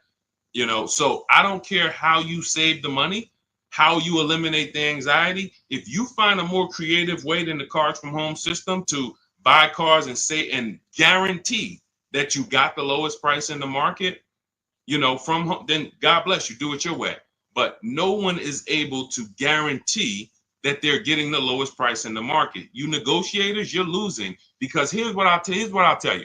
If you came out of a dealership and you said, man, Deshaun, I just beat him up in there, man, I got a great deal. I said, let me ask you a question. Would you bet me $1,000 that I can't find a better deal than the one you just signed? Give me, would you take the bet? So you come out confident, man, Deshaun, I've been working them over for 3 hours, man. They took off $6,000, whatever, $10,000. My question to you would be, would you bet me $1,000 that I can't find a better deal than the one you just got from home? Most people are going to not take that bet, right? Right? Because they don't have the guarantee. They don't have what we call deal assurance, price assurance, which means they have buyer's remorse.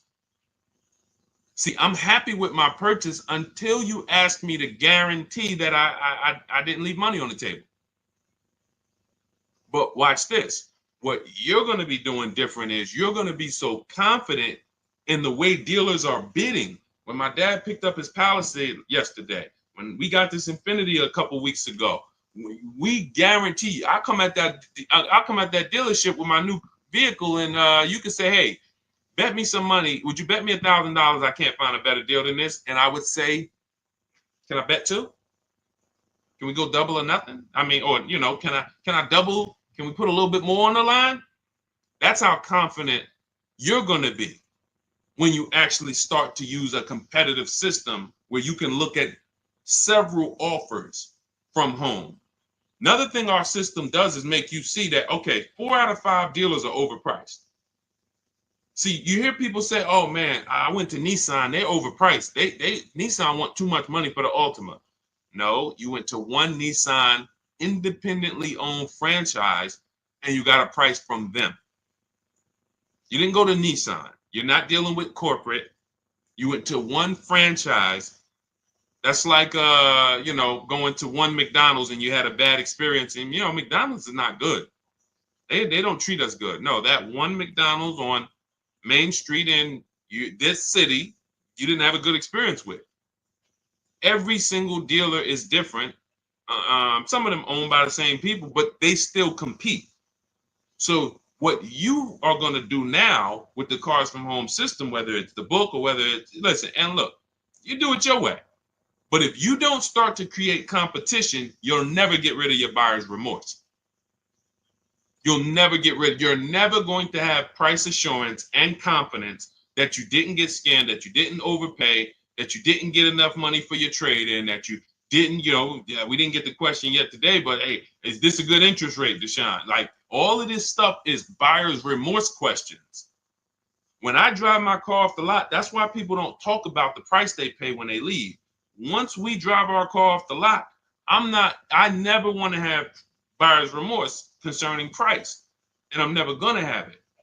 But if I was to ask you about the price on your car, hey, can I see, I run into people. I was just at the dealership yesterday. I was coming outside and the young lady was out there. She said, oh, hey, I follow you on TikTok. I said, hey, God bless you. I said, you picking up something here? She said, yeah, I'm getting this used car, but then they like the price online was 19 or 16, and then they telling me all in is 21. And I said, you didn't verify fees before you came? She said, no, well, I got the cheat sheets.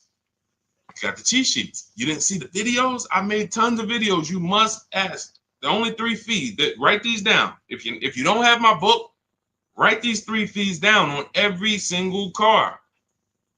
Used car. These are the 3 fees. Documentation fee, tax, motor vehicle fees. That's it. Everything else is made up, and you need to verify before you go there.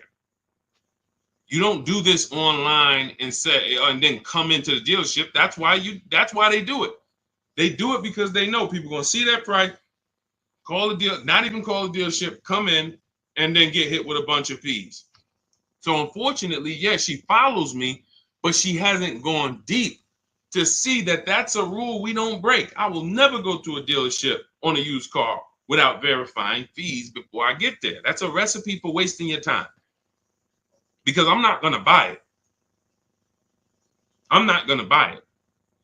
You're not going to get me here, and then I'm not going to $2,500 in fake fees. I'm not buying it.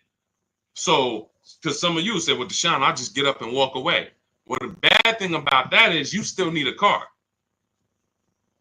So what you did is you allowed someone to waste your time, and while the good car was selling, you were there dealing with the bad car. The good car that didn't have the fees and that was the real best deal, you missed that because you're here dealing with this. But from home, on the phone, verifying fees, we know this is the best deal. When I get in the car and drive to a dealership to see a used car, by the time you're getting there, you should know this is already the best deal. And all I need to verify when I get here is that this car drives good. But I know the price because I've done that from home.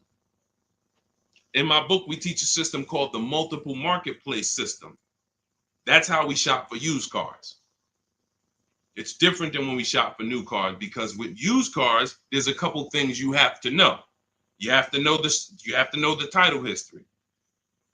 Write these things down. I'm wondering who's writing it down, but I can't worry about that. I know this. I just gotta, I remember.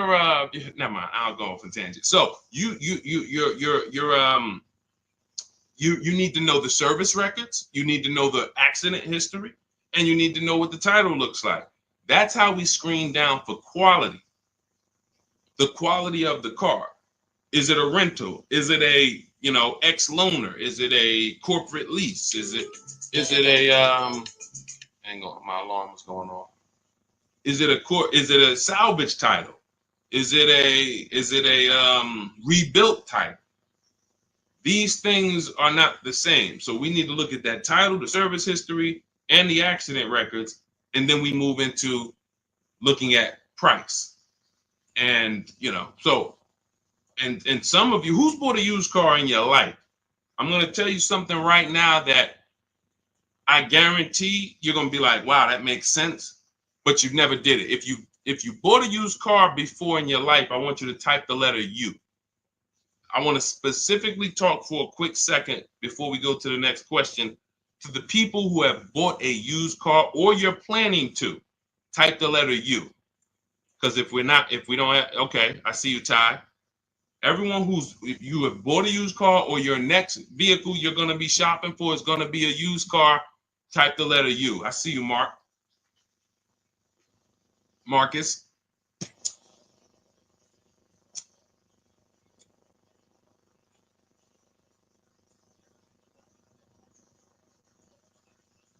Okay, just a couple people. When you look at a used car, the most important thing to determining if you're overpaying is to know the original price. I'm going to tell you what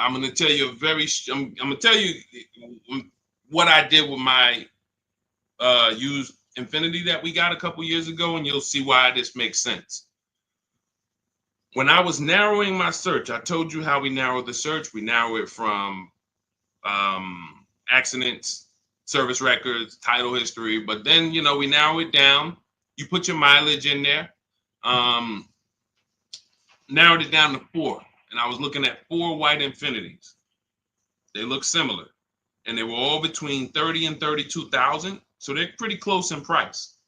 Between 30, 32,000 in that window. Now, most of you would have made a bet, would have just went with your gut here. You'd have just said, okay, well, these look similar. They all white. I mean, all right, let me go take a look at this one. I like them all. You would have made a horrible decision. I'm going to tell you why. Once we found out the brand new price, first of all, now I can see the equipment that's in the car. I remember when I was at the dealership, people would come in, replace their car and be like, Deshaun, on the next car, I want the remote start. And I'm like, hey, I'm sorry to let you know, but you have remote start on this car that you're getting rid of? I did. Yeah. So they didn't even know what was in the car they had. So that's another reason to get the original window sticker or the original equipment list. But even more important than that is I get to see what was the cost of the car brand new. So once I did that, I saw that one of the Infiniti trucks was 46, one was 48, one was 52, and the most expensive one, brand new wise, was 54,000, and it had a ton of equipment in it, special cameras, sensors, and that stuff wasn't easily visible looking at the listing. Now you look at what the discount is from that price. That's something in my book. For those of you who have my book or will be getting it to shop for your used car, you'll see something we created called the true value discount. All that matters on used cars is how much discount am I getting from the brand new price, not what am I getting from the dealer. As I'm comparison shopping, I'm looking at that used car. I'm looking at 4 Honda Accords. This one is giving me a 30% discount from the brand new price. This one's giving me a 32%. This one's giving me a 40% discount. And had people been doing this, some of you wouldn't have got in trouble, because we had a lot of people during the pandemic get in trouble buying used cars paying the exact same price that they were brand new. Our people wasn't doing that, but for those of you who unfortunately you didn't know how to shop and you went out and you thought I could go out here and deal with this market, and unfortunately that was a horrible decision because we had people buying Toyota Camrys for $27,000 that brand new was $28,000, and they were 3 years old. And now those same cars right now are worth 12 or 10, but the person still owes 25 or 24 or 20. So it's a horrible situation. But had they really respected or known about what we teach is that true value discount, they would have been very interested in knowing what was the original price of the vehicle that I'm buying that you're selling me as a used car. And this is how we move confidently. This is how when people see me, listen, I'm going to tell y'all something. I know everything about car buying. It's my experience. My dad was picking up his Hyundai truck yesterday. God has blessed me with the experience, and I've worked for incredible people and I paid attention and I asked questions, and then I began to teach. Anyone in New Jersey who bought a car from me when I worked for Mercedes, they will tell you I've been this way. I was this way the last 3-4 years of my career because once I left Ray Katina, I had the knowledge to teach. So now, my dad's picking up his vehicle yesterday. He's signing for the Palisade. And he calls me, he said, Deshaun, I thought you said the first month's payment was included. I said, it is. I said, all right, I'll be right there. He's taking a shot. That's what they're supposed to do. I don't blame him. All the best finance managers take a shot. What does that look like? Hey, okay, Mr. Jones, okay, perfect. Yeah, your monthly payment every month is going to be $439, and then you're putting $3,000 down. How do you want to pay the first payment? I thought it was included. No. The $3,000 down. That's your down payment. But you pay at the beginning on a lease. You pay at the beginning. How do you want to pay that payment? That's going to work 30 to 40% of the time, maybe more, depending on how sleek the people are. But when I went in there, I said that, don't worry, trust me. The best the finance managers I know that have made the most money, they got to do it. Because if you ask 10 times, you'll get 3, 4, 5 times. And then it's straight. He said, where does that money go? I said, it's profit. So wait, that's just that. So if they get you to pay that $400 or $500, I said $400 or $500. When I was at Mercedes, the first payment on some of the cars was $1,200 a month. $1,400 for a GLS. Still pulling it. Hey, how you want to pay your first payment? Okay, I guess I thought it was included, but yeah, you throw it on the credit card? Sure, that's fine. All right, so yeah, we'll get you out of here in like 10 minutes. Let me just take care of this paperwork, and you literally just got the $1,200, $1,400. He just couldn't believe. That's why when we left, he said, "Man, I really see you know this stuff." That's my experience. I've been in this since 2006. I've got more time in dealerships and in finance offices and things that isn't. And I ran my own. So when I'm giving you the game and you say, "Man, I get to access what this guy knows for $97 in his book," or if I get there and get a copy before the welcome offer expires, I get it for $24. That's why I said at the beginning of the show, we're trying to get you to believe in yourself. This is step by step from home. No one can bust into your house and say, "Hey, put that book down. What are you doing using this guy's stuff?" So you just have to believe in yourself because we're winning. I'm winning. I'm the person who they call for cars. My family still do it, but everyone who knows me, look at JC. These are people who, once you see, wait, I can't get this anywhere else. Then we can start to get you in the mindset to just believe that, okay, let me just trust that I can actually succeed using this so that I can start to enjoy my car shopping.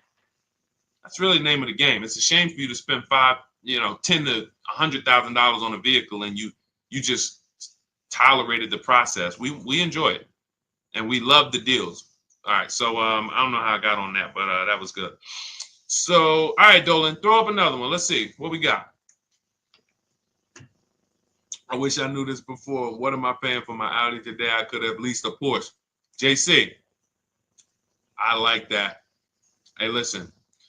JC said, I wish I would have known. Unfortunately, JC didn't know about leasing. And again, I would say, JC, 17 million new cars are sold in America every year in a healthy market. 40 some odd, maybe 42, 45 million are used cars are sold every year in a healthy market. We know that number, because you can only lease a new car, that 17 million number, if we was to ask those 45 million, how many of you are keeping your cars 8 years? I would say on the low side,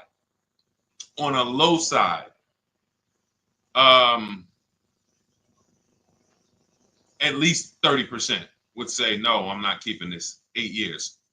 So that means out of that 45 million who are buying used cars, or you take some of the 17 million that bought brand new, but I feel like that 17 million new cars every year should be like 30 million.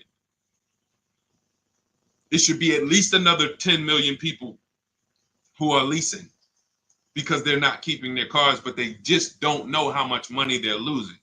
And your story reminds me of my neighbor. My neighbor, he had a Kia Telluride, the Kia truck, the Kia SUV, and he was financing it.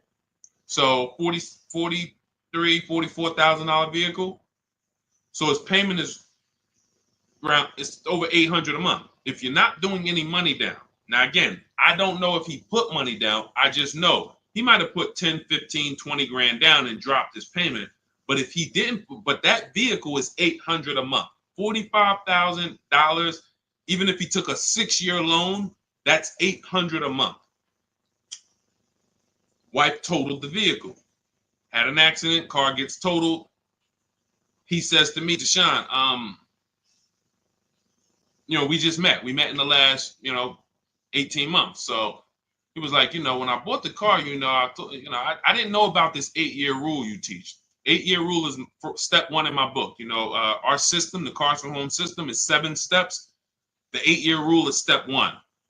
The 8-year rule just says if you're not buying your next car to keep 8 years, if you're not keeping your next car 8 years, you should be shopping for a below market lease, not a purchase. That's the 8-year rule. If you are keeping your next car more than 8 years, then you should be shopping for a below market purchase. So he said, I didn't know about that. And but I'm not keeping this. I don't keep cars 8 years. So, he said, so I think I'm gonna shop for a lease on this Telluride. Again, he's in a rental because his wife totaled the Telluride. He wants another Telluride. But he gets so he decides to lease, and then he uses the system. Sorry, I just just threw me off there. He uses the system. His new Telluride he gets for under $500 a month. Under $500 a month. I think he originally got it for like $497. Then he put a little money down because he wanted it to be like $479, if I'm mistaken, or maybe he lowered the amount. His final payment is $479. He did not listen. You don't have to convince his wife or him anymore about leasing. When you were just driving a vehicle that you weren't going to keep anyway, that when you went to trade it in, you would have had little to no equity, maybe even negative equity. So you're going to pay all that money, $800 a month, go to trade that vehicle in 3 years, break even. So you didn't get anything back from all those thousands you put into that depreciating asset. Now, I'm in the same vehicle. In fact, I'm in a 2025, and I'm paying $479. That's what we said 30 minutes ago. Leasing is the first thing that should make, like you just saw JC. That's why we had JC's comment up, because this story is about him. He said, what I'm paying for my Audi that I finance, I could have leased a Porsche. And we've had several people who got who came into, I remember Crystal's one of them. She got a Porsche Macan, and she got hip to leasing, JC, but she didn't get hip to competitive offers. So she was watching some of my stuff because she was shopping for the vehicle to buy. And then she got hip to, okay, I want to lease. And then she started looking at the lease offers, and I think they wanted like $1,200 a month that they had quoted her. She comes in, she gets her competitive offers. She gets it down to, man, let's see, can I find Tracy? It'll take too long. I'll share her on another stream because it's a bunch of, I don't usually share stuff from like last year, or because we have people, you know what I'm saying? We're in the market every day. So we're talking about 2024s, 2025s. You know what I'm saying? But I can pull a story from 2023 or from some 2022. You know, I always use Bonita as an example because people be like, yo, the market's bad. Can we get good deals? When, listen, we were in mid-pandemic when people were paying. I remember during the pandemic, if you know anyone who had a Kia Telluride during the pandemic, they were paying upwards of $5,000 and $10,000 over a sticker to get them. Some people still have them and are still buried in them because that's how much they overpaid to get these vehicles. Meanwhile, Bonita came in, no money down, got a Kia Telluride, her dream vehicle, she said $600 a month, sign and drive. That was in the world's worst car market. We were still getting people posting cars and getting deals. So it's just, that's what we call deal structure. These are deal structure mistakes. So you could be the best negotiator in the world, but without competitive offers, you're going to overpay. You could also get competitive offers, but without the right deal structure, you're going to overpay. Deal structure is, am I supposed to lease this vehicle or am I supposed to buy it? And if you just remember the 8-year rule, ask yourself that question. Am I keeping this next car 8 years? If you are not, then if you purchase, you lose. Even if you buy a used car, because I know some of you, I know the thoughts, I know what you're thinking to try to get yourself out of, you know, embracing this new teaching. Because you're like, Deshaun, no, I just taught against leasing. I just taught that I shouldn't do that. I'll get a used car though. So don't I win if I get a used car? I got this. I was going to replace this 2020 Infiniti truck that I got. I got a great deal on it. It was $54,000 brand new. I got it for $31,800.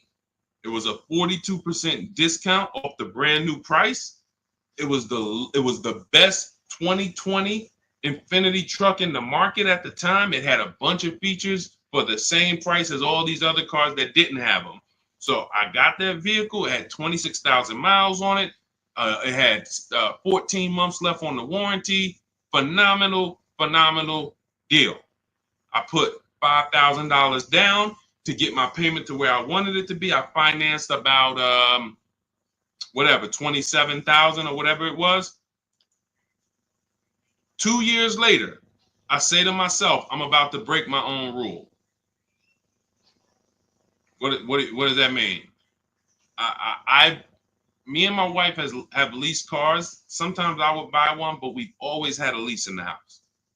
We've always had a lease. That's hassle-free, low car payments, no maintenance, never got to worry about not having a warranty. So now I'm like, man, you know what? I think because you buy a vehicle you're in love with, your dream vehicle, and this wasn't it. So I'm like, all right, you know, when I get my Escalade and things that I know that I'm going to keep for 8-10 years, then that's the vehicles you buy. But vehicle, I'm like, I'm not going to keep this Infiniti 8 years. Now, I start, plus I have, not to mention, I'm seeing that I have people like, you saw Ansley, and you haven't seen Rosalie yet, who got brand new QX50, QX60 deals, and they were paying ridiculous payments, $592. Rosalie put down, you can't see this, it's zoomed in. You guys can't see it on TikTok, but whenever you get a chance, if you pop over to Instagram, YouTube, Facebook, you can see the replay. I can't share this, unfortunately, on TikTok, but I tell you about it. And the people on the others, we're live on 4 platforms now: TikTok, Instagram, YouTube, Facebook. So when I saw their payments, and then I saw Ansley got a $58,000 vehicle, $554 a month. I'm like, all right, I think I want to go get me a lease on one of these brand new ones. So I got my lease. I put $1,200 out of pocket, $499 a month, $54,000 vehicle. But I went to, some of you guys know we don't trade cars. We get bids. I got bids from whenever you want to find out what your car is worth. These are the 6 websites you go to. You do not go to kellysbluebook.com. It's trash. CarMax, Driveway, Carvana, KBB Instant Cash Offer. You want cash offers. You want people who will buy cars every day, thousands of cars a month, making cash offers for you to see what your vehicle is really worth. And they pay more than most dealers. But KBB Instant Cash Offer, that's going to get you a local dealer's bid. AutoNation gets you a local dealer's bid. Car Gurus get you a local dealer's bid. Carvana, CarMax, and Driveway. 6 offers. So I get my offers, and then I get my payoff, and what do I see? The same. My vehicle's break even. Break even. Now you might say, well, if you break even, ain't that good though? Because you know you could get out of the vehicle, you don't have no negative equity. What happened to my $5,000 down payment?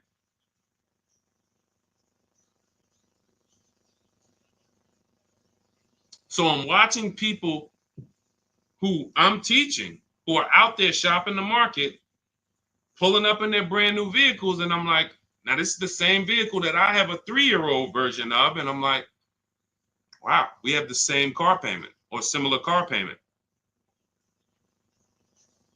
So some of you who think you're gonna get I buy used cars. That was the whole purpose of why I went here.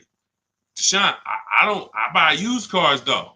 Well, you didn't get a great if anything, I got as great a used car deal as you would get. It's not better considering what I saved off of it. I put $5,000 down, 6-year loan, because I plan on keeping the car. 2 years later, we look up, $5,000 down payment's gone. You can get out of it, but you not only did and that's the deal. When you buy a used car, thinking you're gonna escape the 8-year rule, yeah, Deshaun, I'm not gonna lease, but I'm gonna get me a used version. And all you do is pay the same money to drive what a person who's got a great lease deal pays to drive a brand new one. And yours is gonna have issues because you're not gonna have a warranty. And then you had to deal with that. So I put tires on the car. I didn't even include my $5,000 down payment. I didn't include that I replaced the tires and the brakes on the vehicle in the last 2 years. So let's say $7,000 that if I sold, I take the $7,000 loss. So I'm not exempt from any of this. None of you are. So I'm using this to tell you the 8-year rule is what you need to be looking at, leasing versus buying. And you need to understand that if you make these decisions wrong, you got your deal on the wrong footprint, wrong foundation, there's no way for you to get a great deal. You must ask yourself that. It's a depreciating asset. You've heard that for years. This is the practical application of how to make sure you win with it. So people say it's a depreciating asset. So what do I need to ask myself? How many years am I going to keep it? If somebody was selling you a financial product or a stock or something and they said, hey, bad news, for the first 6 years, this stock is going to go down in value a lot. But after the 6th year, it starts to go up. And by the 10th year, you start to make money. But you got to hold it for at least 10 years. Then if you went into that process and you bought that product and you got out of that in five years, then you lose. It's a depreciating asset. You're getting something that, in the case of a car, it never comes back up. So the only way you win with cars is with long-term ownership. 8 to 10 years, that's when you win. And there's no one who can convince me otherwise. This is a numbers thing. See, what we do here is we talk numbers. All the people who given you this horrible financial advice, they never speak numbers. They rant. Oh, leasing is renting. Oh, leasing is borrowing. Leasing is for people who like debt. Oh, borrowing cars. These are people who, unfortunately, they're just incorrect. And I'm not in a position where I could be on a panel with them. If I was, it wouldn't take me long to make light work of them because they don't talk numbers. So we can't have a financial conversation about somebody who doesn't understand numbers with the subject matter that they're speaking about. So if you're like Deshaun, how do I get every single thing we teach in like one place? That's my new digital book. It's called Cars from Home, 7 Steps to Saving Time, Money, and Avoiding Dealerships. It's normally $97. It's 5-star rated. You can Google it. But for the next 30 minutes, you can get 75% off. That's my welcome offer. That means you'll get it for $24. But if you get there, you got to get there before the timer hits zero. Once it hits zero, the price does go up to $97, and it's worth every penny. If you miss it and you're like, Sean, I need the information, and hey, I missed the welcome offer. But $97, it's still one of the most valuable books you're ever gonna read and use. So, but $24 is better. So get to my TikTok bio, my Instagram bio, the YouTube comments or the Facebook comments. Welcome, D. Welcome. I see. Thanks for the follow. And get there, get your copy. And then it'll be in your inbox. It's a digital book, so it'll be right there. And just follow it step by step. Don't jump ahead. Stay on your path. There's paths in there for everybody. People with bad credit, people who don't know how to negotiate, people who you need to stop negotiating because you can't negotiate your way to a below market deal. You can only get bids.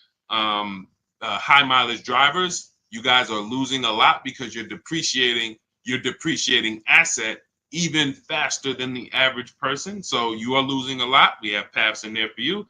And then, of course, our system for leasing, purchasing, and buying used cars is all in there step by step.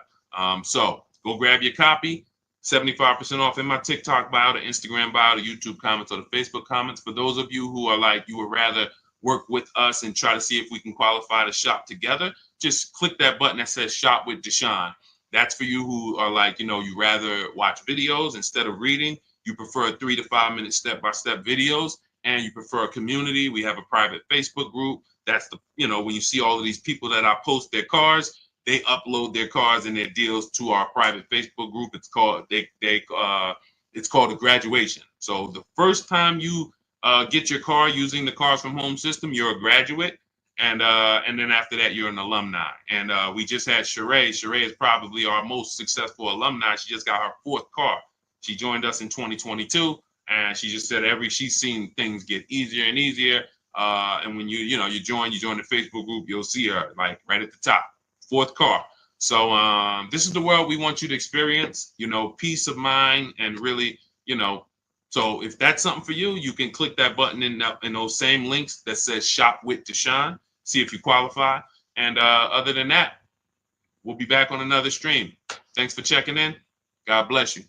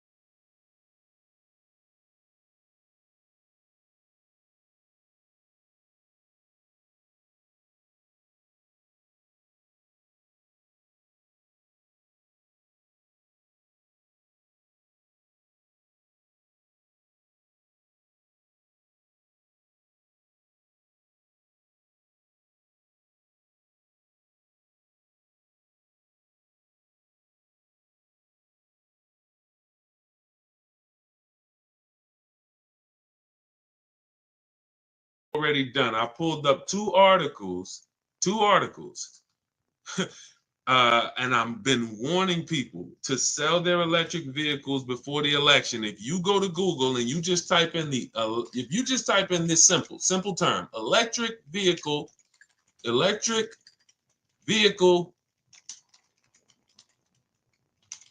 market Trump, just type that in, see what happens. You're going to get a bunch of articles that pop up telling you how bad electric vehicle values have been just since the election. Because legislation created the electric vehicle market. It didn't come out of nowhere. The electric vehicle market did not come, oh, all of a sudden the world just wants electric vehicles. Legislation created it, and legislation can destroy it. Legislation can hurt it. So when the future of legislation is no longer geared in electric, then that means the value of everyone who owns an electric car, your value goes down by thousands. Like it's plummeting. It's plummeting. So the real aspects of what we're here for is to let you know that if y'all don't start making great decisions with these cars, you are going to continue to lose thousands and thousands of dollars. And this is money you can't see because people have taught you, well, don't take car buying that serious. It's just a car. Go out, do it on the weekend. You went out to go to the grocery store. Somehow you ended up at a car dealership and you just bought a car. When you treat car buying like you bought a TV, you can't win. You're going to continue to get average deals below above market deals. You're going to continue to lose thousands of dollars. So shout out to the people who tap in. Shout out to the people who are locked in. Old Souza, anyone who has an electric vehicle, you should be assessing the value now, unless you plan to keep. Now, I told y'all in this video, Tesla was going to win. It wasn't even a question. Tesla was going to win. So it wasn't. It was all about Elon Musk saying, okay, if I could, Elon Musk just eliminated most of his competition. Brilliant move. Brilliant. Because he understood what drove the market. He understood. And you guys can start typing your questions. We'll be on here. Anyone who's car shopping, start typing your questions, and we'll get to as many as we can in the next, next hour or so. But Elon Musk understood. What brought my competitors in was legislation. I was in this game before anybody was. I have a brand. Tesla's a brand. It's not just an electric car. It's a brand. But the reason why Tesla's value started tanking, if you just Google before the election, Tesla's resale values horrific, the worst of almost any car. He started saying, all right, the competition did that. There's more options. He got 90% of his competition out the market.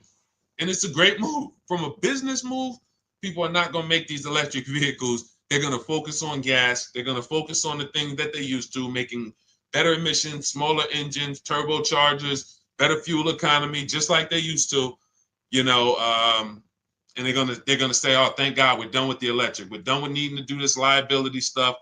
All of these, it's the getting to the electric market, developing these things, batteries, and how they're going to be sustainable in the long run. Why the heck do we want to do that? I worked with Mercedes for 5 years, General Motors for 5 years. They didn't want to do that. They wanted to focus on making great cars, great fuel economy. That's why they got rid. Who remembers the V8 engine? Rest in peace. What's up, Serenity? What's up, Silent Storm? Who remembers V8 engines? Some of you, if you were in the car business or if you're old enough, you remember. If you're 20, 25, you don't know. You very rarely, I mean, you might know about the Hellcats. I don't even know. Are the Hellcats and the Demons still V8 even? Some of these vehicles are getting 600, 700 horsepower. Are they V8 engines? Somebody let me know. Somebody let me know. If you know somebody who has a Hellcat or a Demon, or because I know the AMGs, when we worked for Mercedes, the AMGs, which were always 5-liter and up V8 engines, you started seeing AMGs that were twin turbo V6. Why? Because they wanted to make cleaner, better vehicles for the environment, better fuel economy. That was their focus. The electric thing, they hated it. They hated it. It's expensive. The research is expensive. The liability is huge. We could burn somebody up with our car, start a fire. Why the heck we want to do this? And that's why they're going to be out the game. From this day forward, you're going to see less and less vehicles, and they're about to lose a ton of money because all the vehicles, look at the articles. Just look at the articles.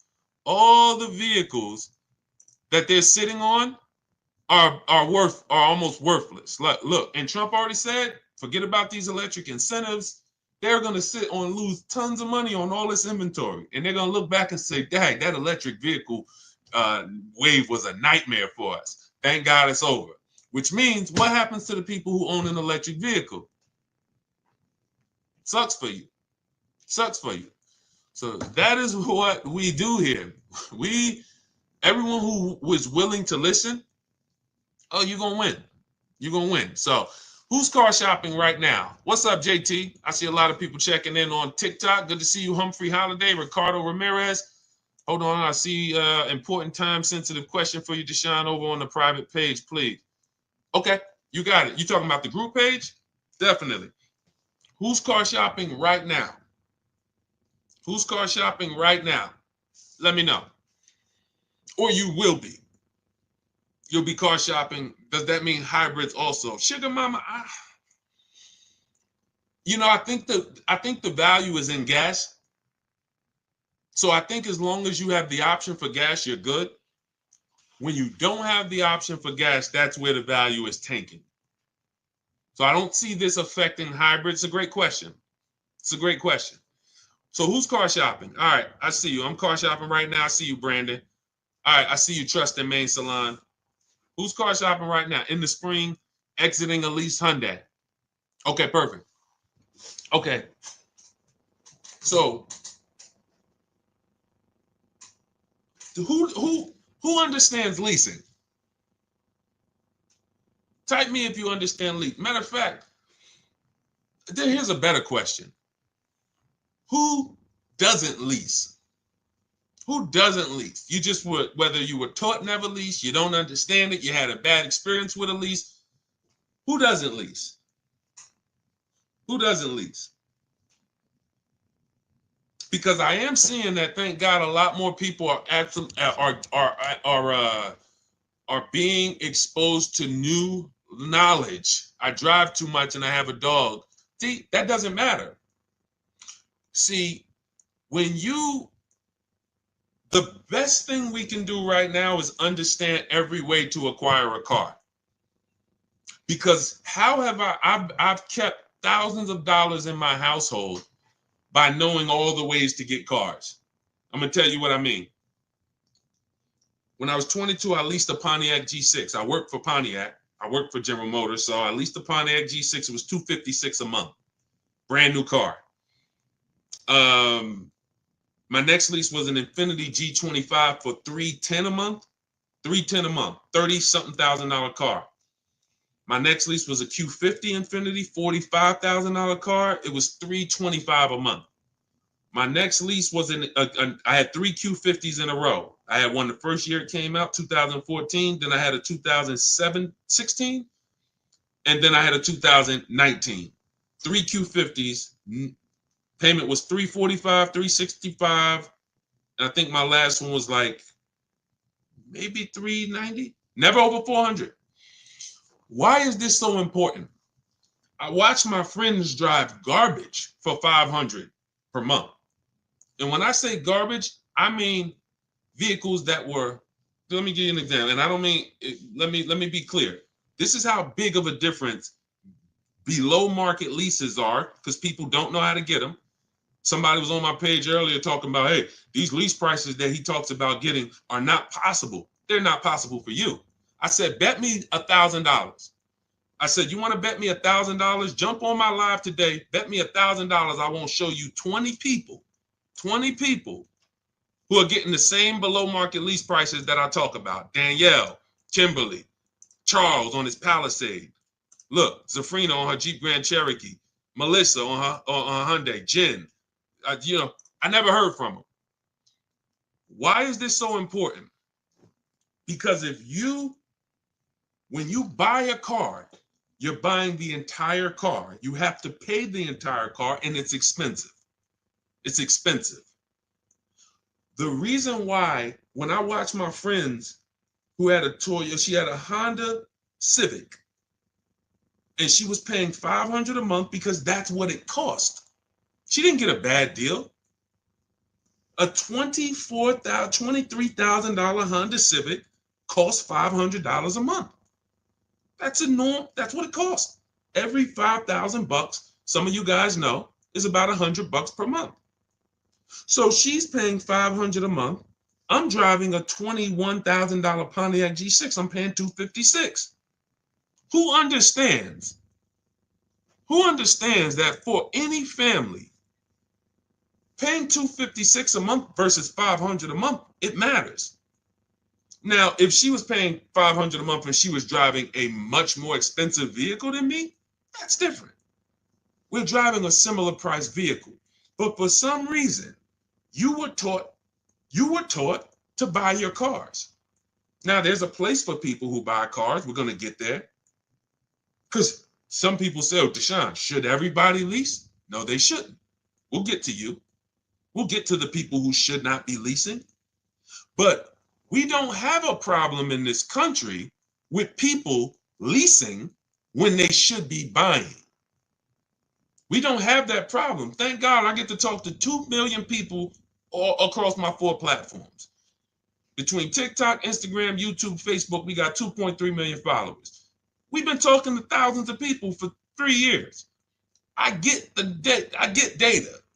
We do not have a problem with people who are leasing, but they should be purchasing. We have a major problem with people purchasing who should be leasing. Major problem. Friend of mine who met me about a year ago, he lives in my neighborhood. He had a Kia Telluride, $45,000 SUV. He's paying about $800 a month. He didn't get overcharged. That's what it cost. Unless you put a ton of money down, that's what it cost. He totals his vehicle. His wife totals it. He said, Deshaun, I noticed this 8-year rule you teach, which is if you don't keep your cars at least 8 years, you should be shopping for a below market lease deal, not a purchase.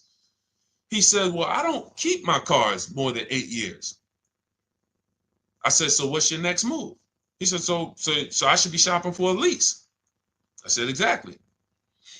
He shops for his lease. He had a 2022 Kia Telluride. Paying what? What was he paying? Let me see who's paying attention. What was he paying? Y'all know we dialogue here. If you're new here, we'll do a welcome shout out to the new people. But I'm talking to the people who tap in. You know we dialogue. You got to stay close to your keyboard to get a lot out of what we do here. To the people who want to save their money. There we go. 800. Thank you, Sugar Mama. Thank you, Deshul. Thank you. I see you. So he's paying 800. Vehicle gets totaled. See you, Dark Star. He says, all right, Deshaun, I'm going to shop for a lease. His best deal when he used our system, he reached out to 25 dealers online. He got more than 5 offers back. His best deal was $479 a month.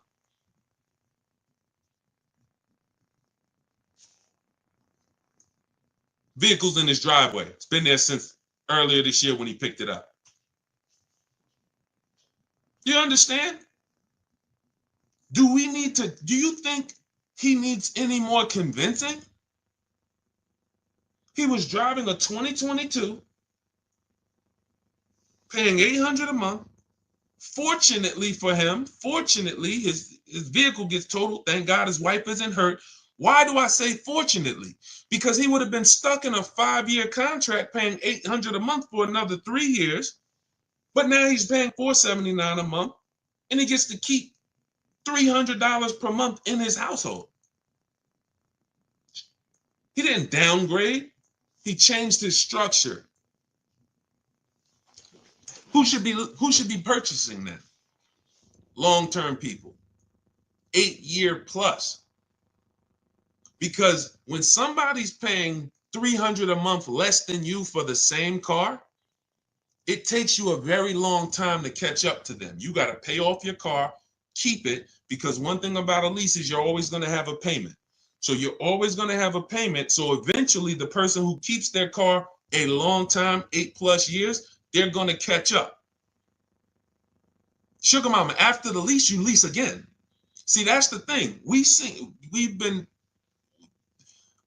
After I leased the Infinity for 3 years, I went and I got another one. And then I went and I got another one. And see, A long-term person is not switching their cars 8, 10 years. Who has a car outside they've had for at least 8 years?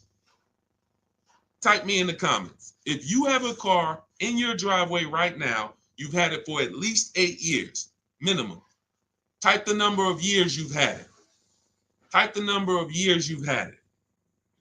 Now we're starting to see what we're going deep on the first start of this stream is the foundation of how to get cars. And if you are buying when you should be, type how many years you've had the car. Okay, I see you've had it for 8 years. I see you, I can't see your name, it just says user. If you have a car, because the best thing you could understand before we go out to get great deals is, should I be leasing? Has nothing to do with miles. We're going to get there. Nothing to do with how much you drive. Has everything to do with how long you keep the car. Yep, we'll get there, David. Yep, 30,000 miles a year, no problem. It has everything to do with how long you keep the car. Shout out to the sharers. It's time to hit the like button if you're enjoying what we're doing. Hit the like button. Appreciate you. If you're on TikTok, you know you guys like by double tapping the screen. Every time you double tap the screen, you run the likes up. So think about that. Okay, you got people on here who has, look, Arliss had a car, 14 years old. It's a 2010 QX56. Sugar Mama has a car that she's saying she had it for 8 years. Stuart Wilson on YouTube, I see you, 8 years. Okay, Facebook, I see you. It's not showing me your name, but it says you're at 8 years now. Okay, now, these, when that's the strategy, you're not thinking about leasing. If that's your strategy, all you should be thinking about is, I got to make sure I get a below market new car or used car deal. That's it. I got to make sure I pay less, make sure I don't overpay for my loan. If I'm getting a loan, make sure I get the lowest interest rate. That's your deal. You are not thinking about leasing if you are keeping the car long term, because the reason why we lease is to avoid what I call, remember this, who knows what this is? If you've been on our broadcast, every time I bring this up, type one word, what does this represent? I might have a bunch of new people on here, so I'm not going to assume everyone knows what this represents. This right here is a word that begins with a D. Begins with a D. First person to type it in, you got a free copy of my new digital book, Cars from Home, 7 Steps to Saving Time, Money, and Avoiding Dealerships. Who knows? When I break this out, this is what you think. Every time we talk about buying versus leasing, this is what you should be thinking of. Let me go on Instagram because I can't even see the comments on Instagram. Let me see if anybody knows, because I want to give Instagram a fair shake to see if they got it. Hold on. Hold on, I'm coming to you. Okay, hold on, Stuart. Well, hold on. Now, Facebook, it's not showing me your name. Hold on. No, Maurice Johnson, you put depression. You know, that was close. I want to say, I can't say who got it first. I can't say who got it first. Because Facebook user, you typed it in depreciation. It's not showing me your name. Yes. Thank you, thank you, thank you, thank you, thank you. I can't say, maybe I got to look at all the comments. I think it says you Facebook user, but it's not showing me your name. And I think if you message me in our private group, then that means you already have the book. Look, Stuart Wilson said, I got the book, give it to them. So thank you for the people who actually, know that, whether you got my book or whether you've been on the previous live. This is what we're thinking about when we're talking about buying versus leasing. So when you are buying your car, we just gave a shout out to all the people who have a car they have for 8 years, 10 years. This is the value of your vehicle when you buy it. Whether you buy it new or whether you buy it pre-owned, you're losing thousands of dollars every year in depreciation. That's why you buy a $30,000 vehicle, you go back in 2 years, it's worth 20. Even if you got a great deal on it. That's just what it is.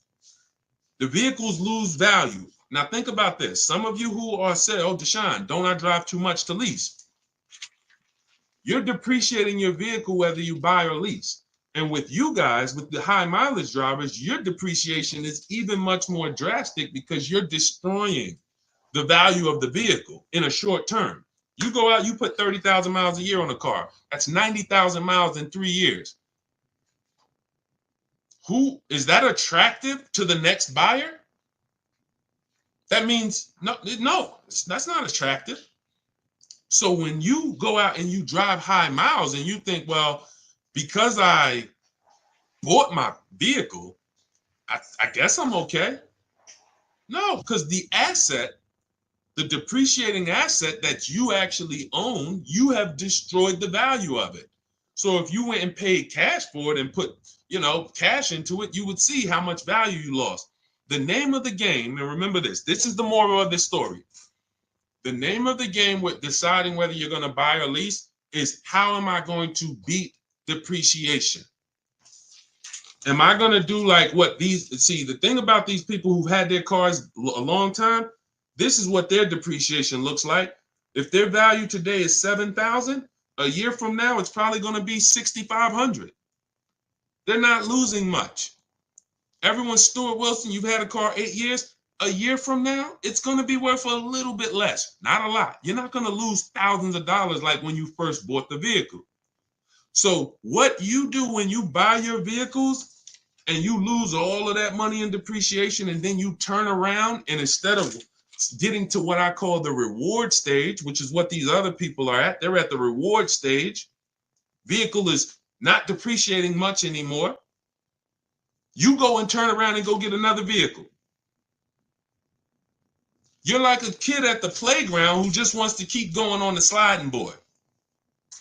You go on these 5 and 6 year sliding boards where you take out all these loans to pay these cars off, 5, 6 years, 7-year loans, God forbid. You pay them off. You ride that depreciation down. Your vehicle was worth 30. By the time you end up paying off the loan, it's worth 12. Then you go and turn around and you do it all over again.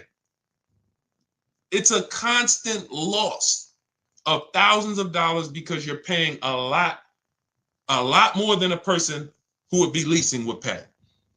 So what's the moral? If you don't buy your cars and keep them 8 years, you shouldn't be buying. It's that simple. It's that simple. Nothing to do with miles. Everything to do with time. Here's an example of somebody who got a high mileage lease, above average. Jen. Jen gets a below market lease on her Honda CR-V hybrid. I always tell you guys, when you shop for your leases, we always shop with 12,000 miles per year. You must get 5 offers. Because if you don't get 5 offers on any car, and this is for used cars, this is for new cars, this is for leases. Cars are not, it's not like the Apple store. And then y'all start typing your questions. What we'll do is I had to lay out this foundation, and then we'll start going into questions. But without the right foundation, you're not going to be asking the questions you should be asking. So some people think, you might have been taught, or you might have been programmed to think that, all right, somebody will say, Deshaun, I went to Nissan. They gave me a quote for a lease. Nissan is overpriced. Thank you, David. Nissan's not overpriced. That one Nissan dealer is overpriced. So if they got you to think that every Nissan dealer is one price, you go to California, that's like the Apple store. You go to California, the Apple, you want an iPhone 16, it's going to be the same as New Jersey. It's going to be the same as Florida. It's totally different with cars. One Nissan dealer has one price. Every Nissan dealer has a different price. Some people are going to charge you over sticker. Some people are going to discount a little bit. Some people won't discount. Some people are going to give you the rebate. Some people are not going to give you the rebate. It's all over. Everyone's competing, and their goal is to make you think there's no reason to shop around because we're all about the same price. We're all the same price. That's what they really want you to think. We're all the same price. But you take a look at Jen. Jen gets 5 offers. Her best offer on a $40,000, almost $40,000 Honda CR-V, $512 a month on her lease. $512 a month, no money down. We always shop for leases with no money down. Do not let these commercials make you think you must put money down when you lease. There is no requirement of putting money down when you lease. That's a gimmick. Because if they can get you to think that, then you're going to do it. But as you can see, I'm going to show you several people throughout the rest of the stream who we always shop with no money down. All we want to do is give them our first month's lease payment. We drive off as long as it's under our budget. $512 a month she gets. That's a 1.3% lease. Her payment is 1.3% of the MSRP. The way we judge great lease deals is with the 1% rule. So if your lease payment is 1% or lower of the MSRP, you stole the vehicle. Anything 1% to 1.5%, good lease deal. Above 1.5%, bad lease deal. A lot of people signing bad lease deals. They don't know it. How do we know it's a bad lease deal, Deshaun? We add up the payments. Just add up the payments. With a lease, the name of the game with a lease is driving the most money. I see you, D Hall. We're gonna get to everybody's questions. I see you. We got a lot of questions coming in: Instagram, TikTok, Facebook, YouTube. Let me just lay this foundation, and then we'll do some serious Q&A. When you look at Jen, she's paying $512 a month. That was her best offer of all the offers she got. We do this from home. And then she bumped it up because she needed 18,000 miles per year. In my book, I have it's like literally a paragraph. It's called Choosing Your Miles Wisely.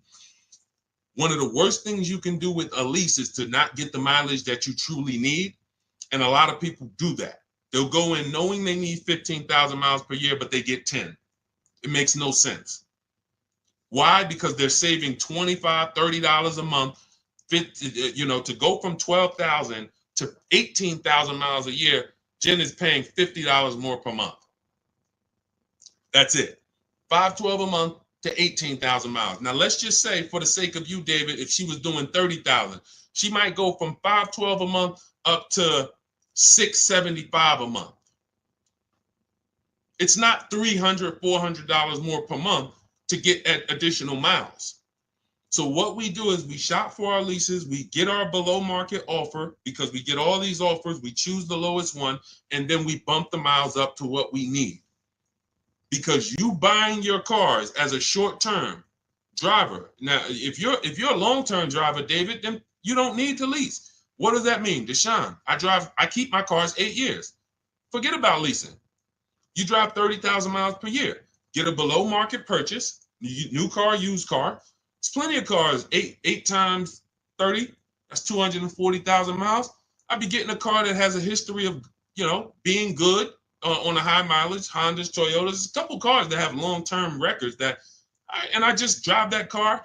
When I get to 8 years, 9 years, I'll go swap it out. But if you're not keeping your cars that long, if you get to the 3-year mark, 4-year mark, and you're like, okay, it's time for me to go and put, I know you. I spent 14 years in the car business, 10 years inside dealerships. People coming in, hey, Deshaun, I want to get out of this car. Yeah, I drive a lot. Okay, how much do you owe on it? I still owe like 14,000. Well, you got 160,000 miles on it, so the car is worth like 5. You got 10 grand of negative equity. The only way you're going to avoid that is if you put a lot of money down. That's it, because you're prepaying the losses. So it's like every deal you do, you either put 10 grand down, 15 grand down. Yeah, you're not going to have no negative equity, but you ain't getting that money back. That money's gone. The car is drinking it. Like, okay, thank you for that 15,000. You won't get that back. When you lease, you're just paying a little bit every month, and you're keeping that money in your bank account. Depreciation, you're not going to beat it. That's where we're losing. That's where you're losing. Depreciation in the short term with cars is going to destroy you. It's just you can't avoid it. Some people think, oh man, my cars go up in value. I got a car with high resale value. You don't own a rare Porsche or some rare, collector's item car. We had one run, y'all, 2021 to 2023. We had one run where cars had limited supply, and we were able to sell cars for 10, 15,000 more than what they're worth. 7,000 more. That's why if you look at my old TikTok videos, when I came to TikTok and Instagram, I was wanting cash out, everybody. Sell your cars. You're never going to have a time in history where we could do this again. Sell it. And we had people selling leases, making 7, 10 grand. We had people buying cars that they had just bought in 2020, turning around, selling them 2022, getting all their money back. It was beautiful. It's over. It's over. We're back to a normal market, normal depreciation, and that's just what it is. Okay? So the foundation I just laid is step 1 in my book. My new digital book is called Cars from Home, 7 Steps to Saving Time, Money, and Avoiding Dealerships. It's already 5-star rated. You can Google it. It has everything I teach step by step on how to get below market leases, purchases, new cars, used cars. in a step-by-step way. What we just went over was step one, which is what I call the most important question, which is how many years are you keeping your next car? This is step one. The next car you're going to buy, how many years are you going to keep it? If it's less than 8, then you need to be shopping for a below market lease. If it's more than 8, you should be shopping for a purchase.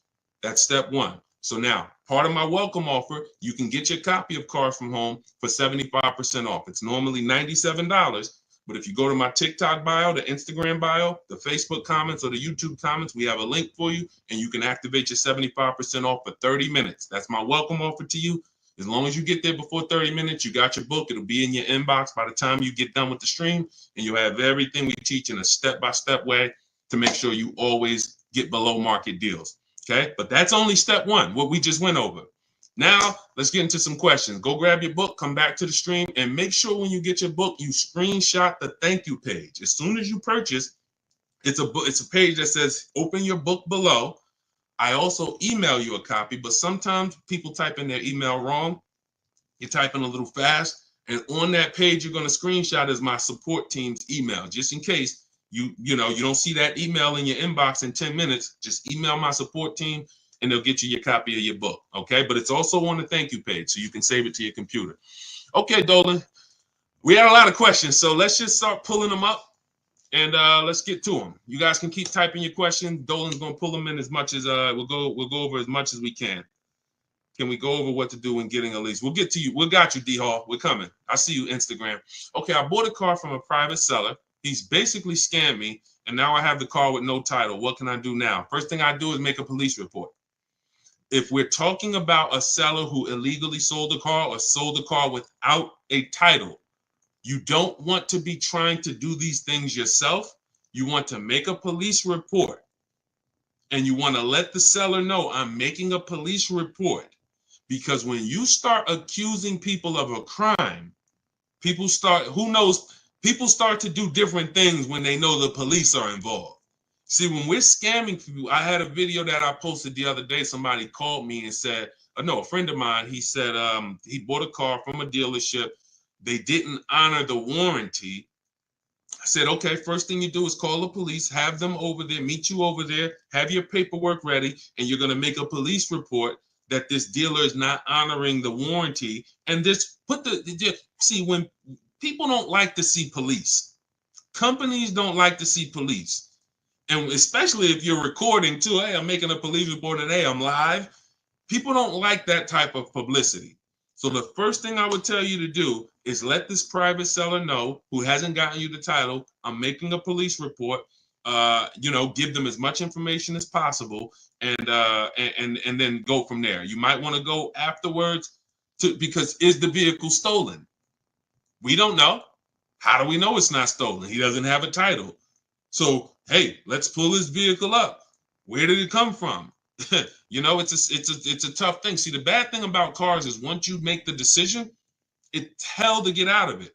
Once you make a bad financial decision with a car, it's extremely tough. You got to eat the loss. So the best thing to do is find out, how do I get cars without making mistakes? Because when I make a mistake, I have to eat it. It's buyer beware with cars. It's not like real estate where, you can sue people. People can lose their license. Very different. With cars, buyer beware. You're really on your own, which is why y'all notice we don't hear a lot of dealers being sued. Right? Y'all notice that? Look, and who knows that there's tons of dealerships all around the country ripping people off. There's 100,000 used car dealers in the U.S., 17,000 new car dealers in the U.S. So you're talking over 110, 115,000 retail establishments for cars. We know it's a lot of them that's ripping people off. We don't see them in court. We don't see them being sued. We don't see them going out of business. Why? Because their contracts say it's your job to protect yourself. And unfortunately, not many lawyers want to take the case. If it's not a blatant criminal aspect, not many lawyers are going to take the case to sue a car dealership because they know their paperwork says it's buyer beware. Okay?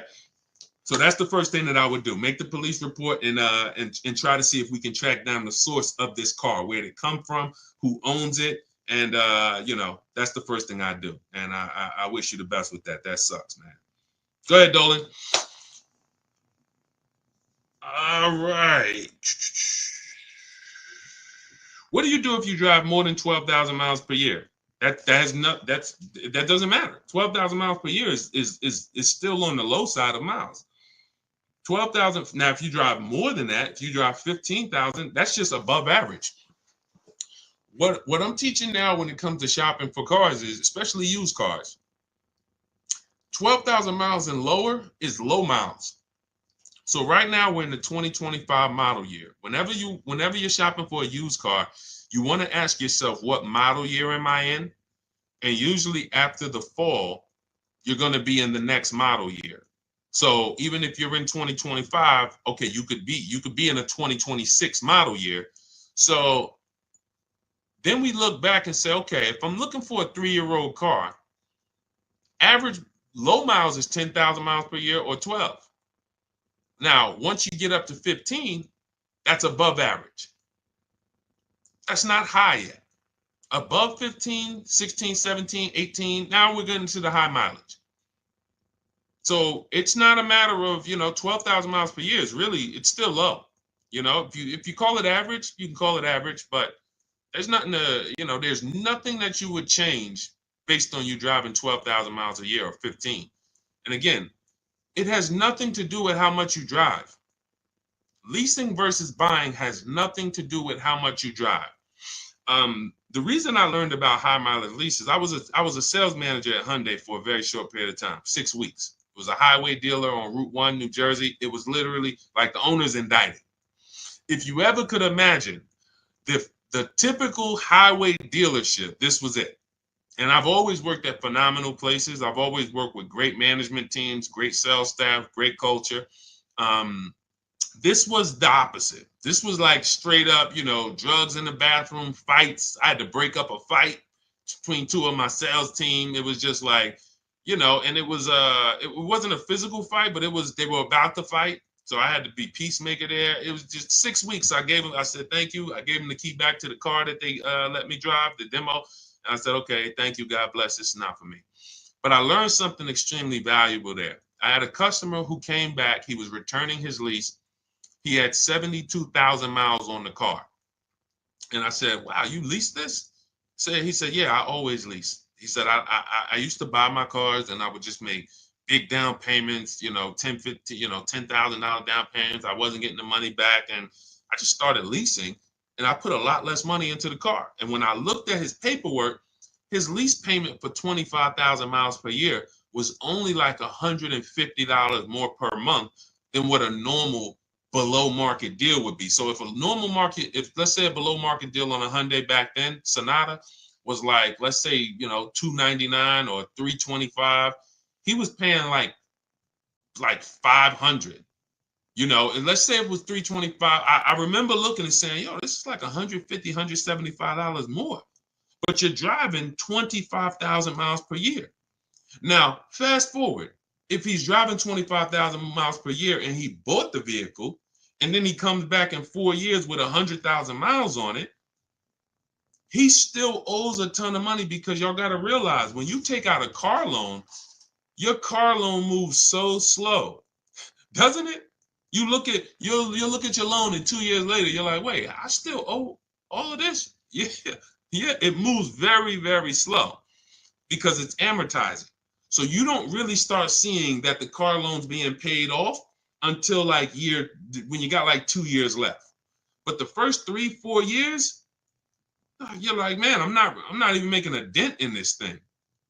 Which means when you come back in 4 years with 100,000 miles on your car as a high mileage driver, your car is worthless, not worthless, but literally it's probably worth half of what you bought it for, but your loan is still very high. So when I saw that, it's like, wow, that's when I began to teach my clients in the dealership about high mileage leasing, because I had never experienced it before then. I had never really experienced, I never saw it. It didn't click until then. Has nothing to do with how much you drive. Has everything to do with how long you're going to keep the car. That's why Step one in my book is called the most important question. There's nothing more important than this. How many years? Hey, Tawana, what's going on? Thanks for tapping in. There's nothing more important than how many years you're going to keep the car. Because if you were buying, and we'll wrap this up with this statement, if you were buying a depreciating anything, if you sat down with a financial advisor and you said, okay, I want to buy this stock, and they told you, well, this stock has a short-term depreciation, but in the long run, it goes up. Well, can you explain that to me? Okay, well, the people who buy this stock, it goes down tremendously for 5 years, but then it shoots up for the next 6 years. You'd be like, okay, well, I'm only going to keep it about 5 years. They would tell you, then don't buy this stock. You say, well, I'm buying it anyway. Well, that's a bad decision. That's what's happening with cars. You're looking at cars. Every car you look at is going to go like this for the first 5, 6 years. So when you buy it, but you're not keeping your car more than 4, 5, 6 years, you literally, right when the car is going to start leveling out in depreciation, which means this is the reward stage. This is the benefit to you for buying the car. You went through this hell. Now it leveled out, and you have a vehicle that you paid off that you can keep for 4, 5, 6, 7 more years, paid off, not really losing value. That is this is the purchase. This is who should be purchasing. If this is not you, you're just riding this roller coaster down, and then you go and you get another car, ride it down. It has nothing to do with how much you drive. And the more you drive, the steeper the decline is over the first 5, 6 years. Understand this. All right. I think we made everybody clear on that. If you're clear, type $signs if you got that. Type $signs if you got that. Okay, everybody clear? Type $signs if you got that. Let's see. Okay, I see you, Dark Star. I see you, Tawana Bank. Okay, I see you. Okay, I see you, Sugar Mama. Okay, Sharon. Perfect. That's what all right. We want to make sure you are locking these concepts in. These concepts do not change. We are so far ahead of what's being taught in the market. You don't have to worry about these principles changing pretty much in our lifetime. Something would have to drastically change with cars for these principles to change. We're just ahead of the market. And unfortunately, if more car salespeople were taught these parameters and they were educating their clients, we wouldn't have to. There would be no place for us to do online education because car salespeople would be held to a very high standard with the threat of losing their license if they had to get one, or losing their ability to even be in the business if they had to learn these things, but they don't. You come in with a good smile, you say, hey, I want to make some money. You will be selling cars the next week, working with the public. Never sold cars a day in your life, don't know about loans, depreciation, resale value. Come on in, say, hey, all you got to do, if anybody's looking for a job, you want a career change, you just like, man, you know what? I think I would go right into a car dealership. You go into 10 car dealerships, say, hey, can I speak to the manager? Hey, look, I'm looking for a job. I just really want to make money. And you know what? I think I got a good personality. You'll have a job. You'll be selling cars in a week. That's who's helping you make $50,000, $100,000 decisions. That's who's helping you. So protect yourself. All right, my car insurance told me that insurance would double on the lease versus a purchase. That's just not true. You need to shop other insurance rates. That's just not true. Now, if you have a vehicle that has, you have if you maybe have a liability only policy, but full coverage is full coverage. If we got to, watch this. This is interesting. When you lease, what shows up on your credit report, when I lease, like, let's say I lease a $30,000 car. Let me use my car. The last lease I had was a Jeep Grand Cherokee. Jeep Grand Cherokee. I see you, Presario. I see you, Stately Natural. Thanks for tapping in. I see the $signs, Instagram. What I noticed, like, all right, I got a $33,000, $35,000 Jeep Grand Cherokee Laredo, 2018. I leased it for $330 a month. No money down, $330 a month. I paid about $12,000 over 39 months. When I pulled up my credit report, that's the amount that shows. 12,000. 12,000. Why is this important? Well, if I had purchased that $35,000 vehicle, how much is showing on my credit report? Balance due. 33, 34, 35,000. Whatever the whole loan is. So now outstanding is 12,000. Outstanding is 12,000. If God forbid the vehicle's totaled, the insurance company pays it off and I go get another vehicle. I don't have to worry about losses or anything like that. Now, if I put money down, that's a different question. That's the reason why we need to know our risk of putting money down on a lease, because if the vehicle's stolen or totaled, you don't get the money back. So it's very important. That's another reason we shop for every lease with no money down. Very important. But when it comes to insurance, the same vehicle that I'm driving for $33,000 that I leased is the same vehicle that that if I purchased it, I would need to insure with full coverage.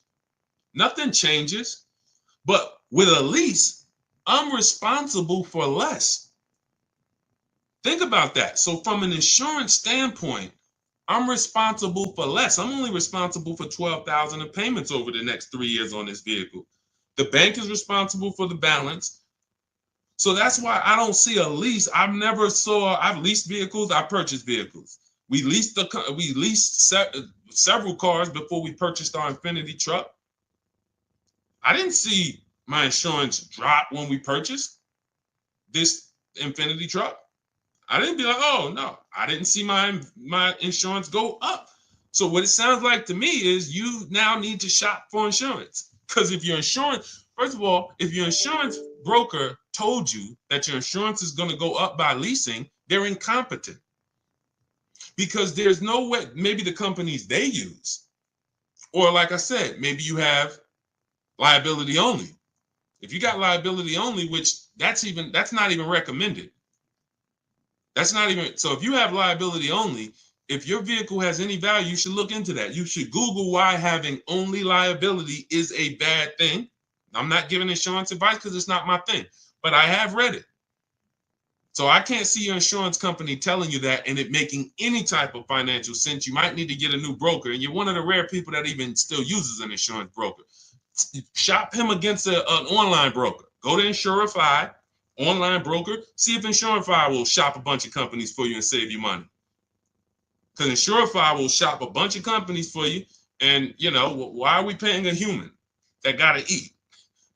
I'd rather an app that takes a small percentage of commission from the companies than a person who needs to actually feed his whole family based on my insurance policies and premiums. I'm gonna move on. All right. Now look, I don't talk about insurance. That's a great question. But I talk about everything else in my new digital book. It's called Cars from Home, 7 Steps to Saving Time, Money, and Avoiding Dealerships. It's 5-star rated. You can Google it. You can thank you to everyone who's reviewed it. And you can see that everything's in there, step by step. Leasing, below market leases, below market purchases, below market used cars, new cars, all in there step by step. You can get a copy as part of my welcome offer for 75% off. It's normally a $97 book. It's worth way more than that. But I had to price it somewhere to let you know it's not a normal book. It'll be one of the most valuable books you own. I won't say the most valuable, but financially, it will be one of the most valuable books you own. So part of my welcome offer, you can get a copy for 75% off. That'll be $24, but it's only for 30 minutes. So you can go to my TikTok bio, my Instagram bio, the YouTube comments or the Facebook comments, click those links. You'll activate your 75% off, and then just grab your book, and it'll be in your inbox by the time we get off the stream. You'll have everything we teach step by step, everything we've helped thousands of people do. When you type in my name, you can see all I care about is the people's results. That's why we sit here all day and we talk about other people's results, not just my results, people who are using these strategies and getting these results over and over and over again. All right, so go grab your book, come back to the stream, and thank you to everybody who's reviewed the book. It does matter. It does matter. We appreciate you. All right, Dolan, pull up the next question. Let's keep it moving. Okay. All right, we got a lot of questions coming. I'm seeing questions coming from every single platform. So, all right, type your question and try to type it in one. Don't type it in like multiple kind of segments. All right, go ahead, Dolan, bring that one back up. My car's okay. Well, we already did that. Let's move to the next one. All right, is it worth considering a lease if you plan to keep the car at the end of the term? Why are we doing this? Why are we doing this? Like, I don't know. Okay, let me answer this. So, why are we leasing and then we want to buy it at the end? I can't get that. All right, let me be clear on this. This is a horrible way to move, and I'm going to explain why. The benefit of leasing is we drive vehicles for cents on the dollar compared to people who purchase. Look at this. Raphael has a $46,000 Jeep Grand Cherokee. She's paying $549 a month, no money down. Now, every $5,000 on a loan is how much per month? Every $5,000 on a loan is how much per month? Thank you, Sherwin. I'm using the book currently. It's extremely helpful. Thank you very much. All right, and I see your question too, Sherwin. We'll pull that in. But every $5,000 on a loan is how much per month? Thank you, Robert Gregory. All right, $100. Jen 79, $100. Listen. Y'all know I love seeing the stuff sticking. That's what shows me like you're locked in. Okay. Again, principles that will not change. Principles that will not change. Every $5,000 on a loan is about $100 per month. I see you, KK07. Yes. So now let's compare this below market lease that Raphael got for $549 to what it would have cost her if she purchased this Jeep. Let's just say, because I know what you're thinking. Well, Deshaun, we're not paying list price there. Let's just say that she got a great deal. Okay, let's say she got a great deal. Let's say they took off $6,000. Let's say she got it for $40. She got it for $40. Oh, and now what about the taxes? Okay, let's just give her the taxes too. So let's be ultra conservative to show you how different a below market lease is from a purchase. Let's say they took off $6,000 for her, and let's just not even include the taxes, which would probably be another $3,000. $40,000 loan, her payment's about $800 a month for 5 years. If she takes it for 6 years, she might be able to get it to like $720, depends on the interest rate. She's paying $549. She's paying $549. Now, again, if she's a short-term person, this is what matters. If you're a long-term person, then take the higher payment, pay off the vehicle, and then, but when you go from this type of beautiful structure, driving brand new cars for cents on the dollar, to now purchasing a used car. What do you mean? I thought we were talking about buying the lease out. If you buy your lease out, you are doing nothing but purchasing a used car. The only difference is it's your car. That's the only difference. When you buy your lease out, you come in, and I remember people would come into the dealership. What's so bad is it's not even exciting.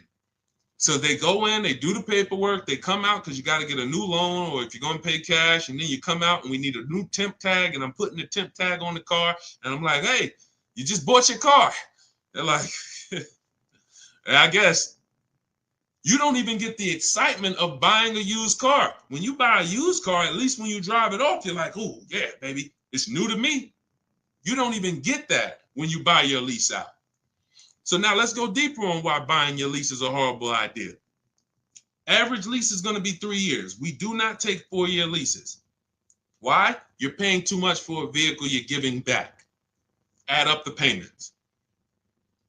The value with leasing is when you add up those payments compared to what you bought, the MSRP, it should be low. Should be a low percentage of what I drove this much car for this much money. Great value. So when we take 4-year leases and there's 4 years of payments for a vehicle we're giving back, bad value. So now, average lease is 3 years. In order, when you buy your lease out, in order to get a payment that is somewhat close to what the original lease payment was, you're going to have to take another 5 or 6 year loan. Now you've already had it for 3. Now you're coming back and you're going to buy the balance for 5 years. Let's give it the minimum. How many years on the loan is that, people? How many years of payments on the exact same car is that? Thank you, Sharon. Thank you, Tanj. 8. 8. Nope, Jim. It's 84.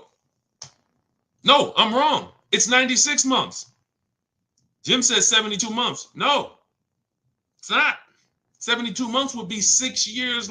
That's the max loan that we take. In my book, I have something called the rule of 72 and the 10th birthday, which means you should never take a loan longer than 72 months, and your car should be paid off by the 10th birthday if you want to avoid the risk of having an older car with a payment. Things can go wrong and you still have a payment. So we never take a loan. So 72 months, Jim, is 6 years.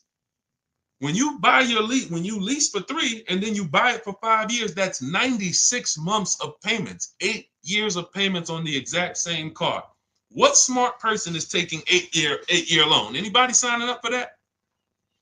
Any of you walking into a dealership saying, hey, give me the 96-month loan? Anybody? Is anyone going to walk into a car dealership at any point and say, hey, all right, show me what it looks like for 96 months? I'm seeing, look, we're on 4 platforms. I was quiet on Instagram. Sharon said no. Anybody? Never, right? But we have tons of people. Look, Tan said, hell no. But we have tons of people who have leased their vehicle for 3 years and they go and buy it they buy the balance out with a 5-year loan. And there are some who take a 6-year loan.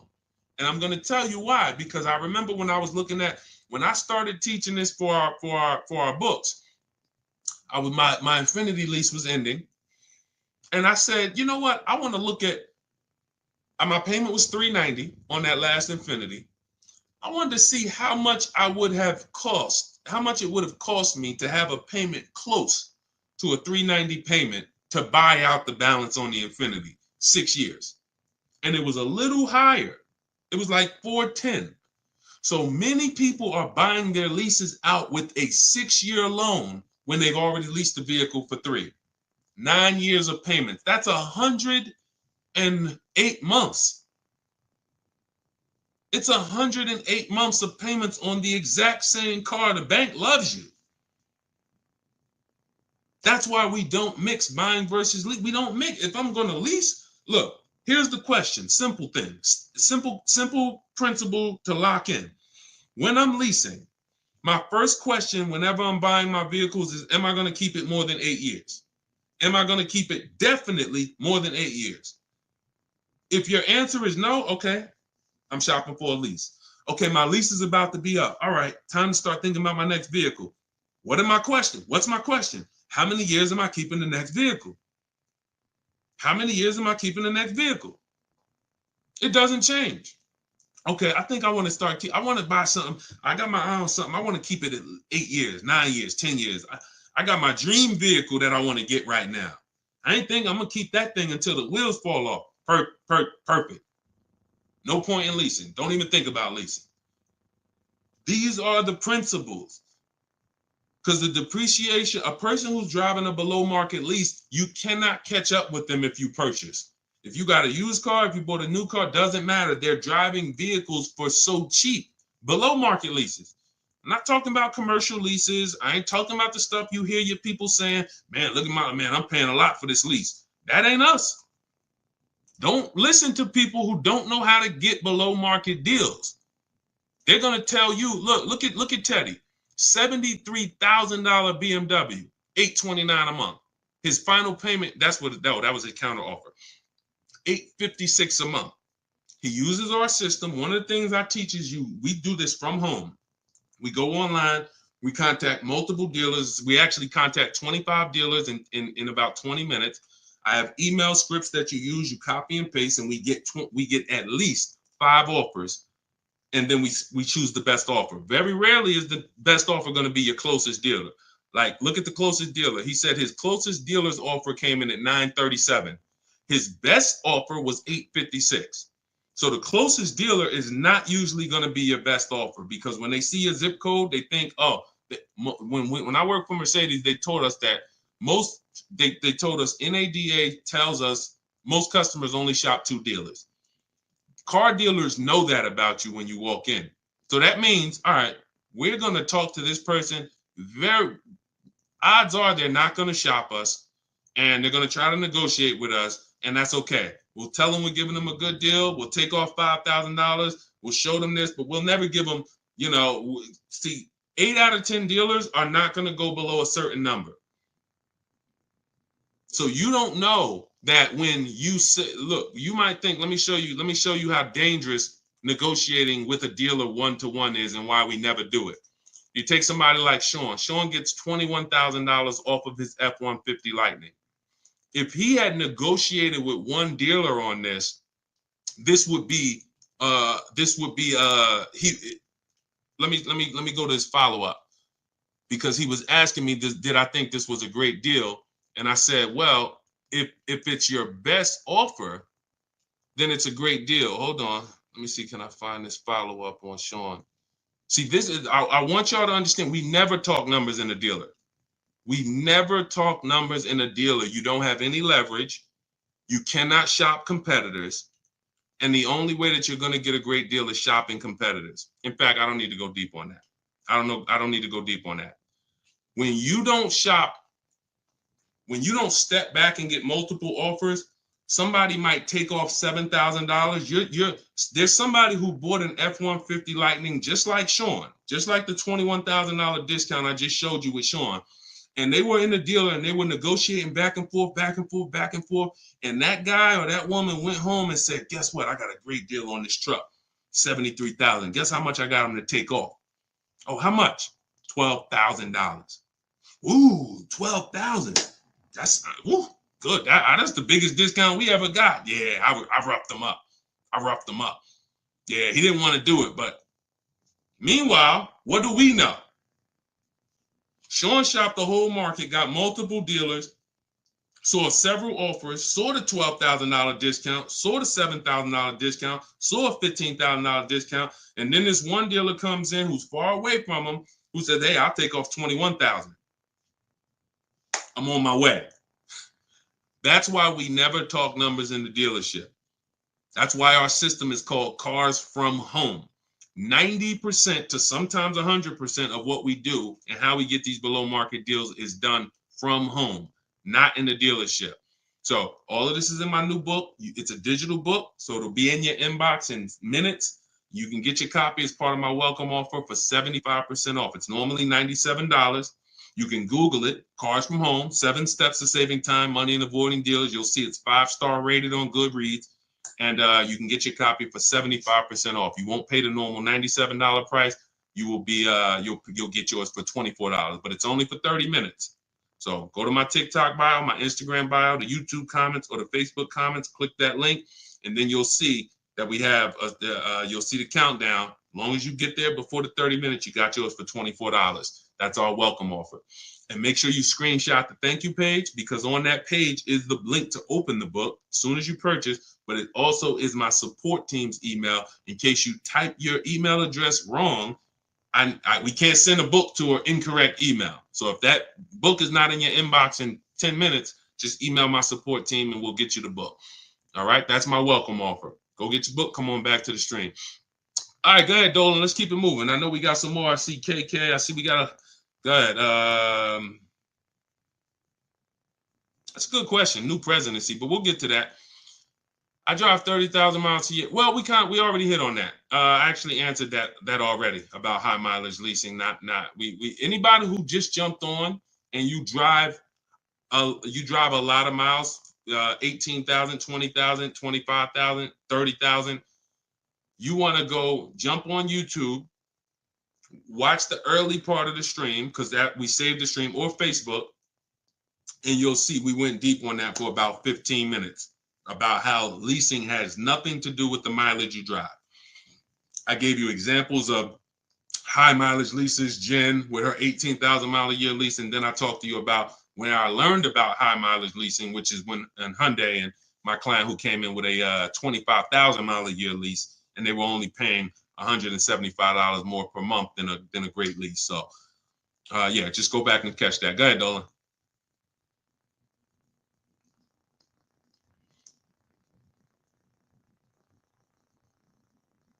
Go ahead, Dolan. This is a similar question. 30,000 K lease with just a similar question. My daughter just crashed her car. Sorry to hear that. Credit is mediocre. Any tips? I go the least expensive car that I can get. When we don't have when we don't have the credit, one of the worst things we can do is to tie up money in a long-term deal where we take all right, let me put it like this. In my book, I have two strategies. See, let me explain why the first question never changes. First question is always, how many years are you going to keep the car?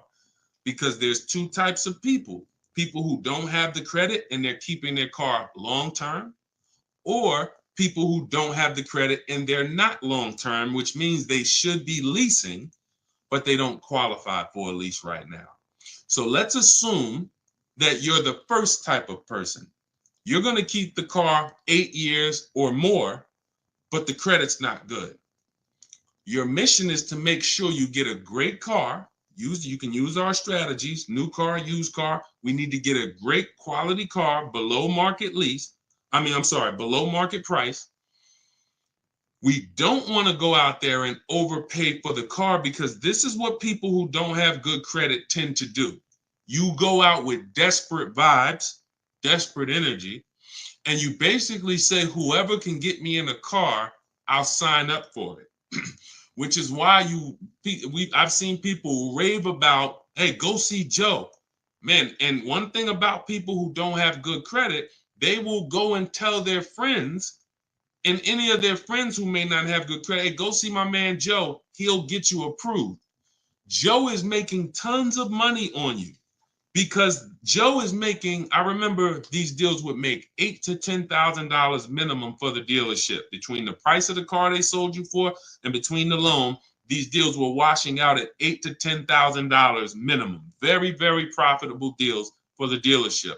Why? Because the people they don't know there's other options. Whenever we buy a car, we always separate the purchase of our car from our loan. We don't mix these two things, because we need to get bids. Some of you who've been on our streams, you know everything we do is a bid. We need to be getting bids. When we're getting our loan, we have multiple banks and credit unions submitting offers to us, and we pick the best one, because there's a lot of money in loans. Why do you think banks are in the loan business? There's a lot of money in loans. They don't sell cars, they sell money. When we are purchasing a car, we are getting bids because all the dealers have different prices. So someone needs to win a bid. When you go into one dealer and just work with them, you've given yourself no opportunity to see the market and get bids, get offers, multiple offers. And when we sell our car, we get bids. We only sell our cars to companies where we could get multiple cash offers. Driveway, Vroom's out of business. Carvana, CarMax. We have 6 companies in my book. This is step 2. So the point is, if we are a long-term person, our mission is to find the best car we can find, because we know we're going to pay more in interest. But interest can be fixed with a refinance when my credit's better. So if I was buying a car to keep for a long time, 8, 10 years, but I don't have the credit, I'm going to go and I'm going to find the best car. I'm going to shop for my loan independently. We have a strategy in my book. It's called the bank bidding war. We separate these things. Now, because your bad credit or your mediocre credit should not be between you and the dealership. It's between you and the people loaning you money.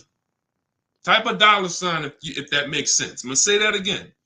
Anyone who has mediocre credit or bad credit Your bad credit or mediocre credit is not between you and the dealership. The dealership sells the car. It's between you and the lender. The lender comes to you and says, hey, all right, you're buying a $20,000 car here. We'll loan you the money, but we got to charge you 22%. Cool. I got a great price on the car, though. I got a great price on that car, which makes it even better for the lender because they're going to see, okay, the loan to value rate. Yeah, you did get a great price on the car. Helps us just in case we need to repo the car. We like that you're not underwater. Versus walking into a dealer saying, hey, you know what? My credit's not good. Can you get me approved? Now, not only are you going to pay 22%, but you're going to pay for the same car that you could have got on the market for 20. They're going to charge you 23 plus interest. So now they're burying you because you came in desperate. So my mission would be to find a great car, shop for my loan separately, and then realize, all right, if I'm paying 22%, all right, let me work on my credit. Work on my credit. Great. Year from now, 18 months from now, I got good credit. Let me refinance this car loan. I'm keeping the car though. That's different than a person who's not going to keep the car. It's a short-term person. If I'm a short-term person, I should be leasing, but I can't qualify for a lease right now because I'm not at like a 660 credit score or higher.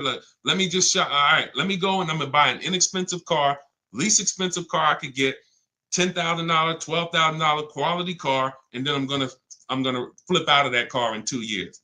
I'm gonna have 2 years of on-time payments, build up my credit, and then I'm flipping into a lease. Everything we just laid out is not what most people do.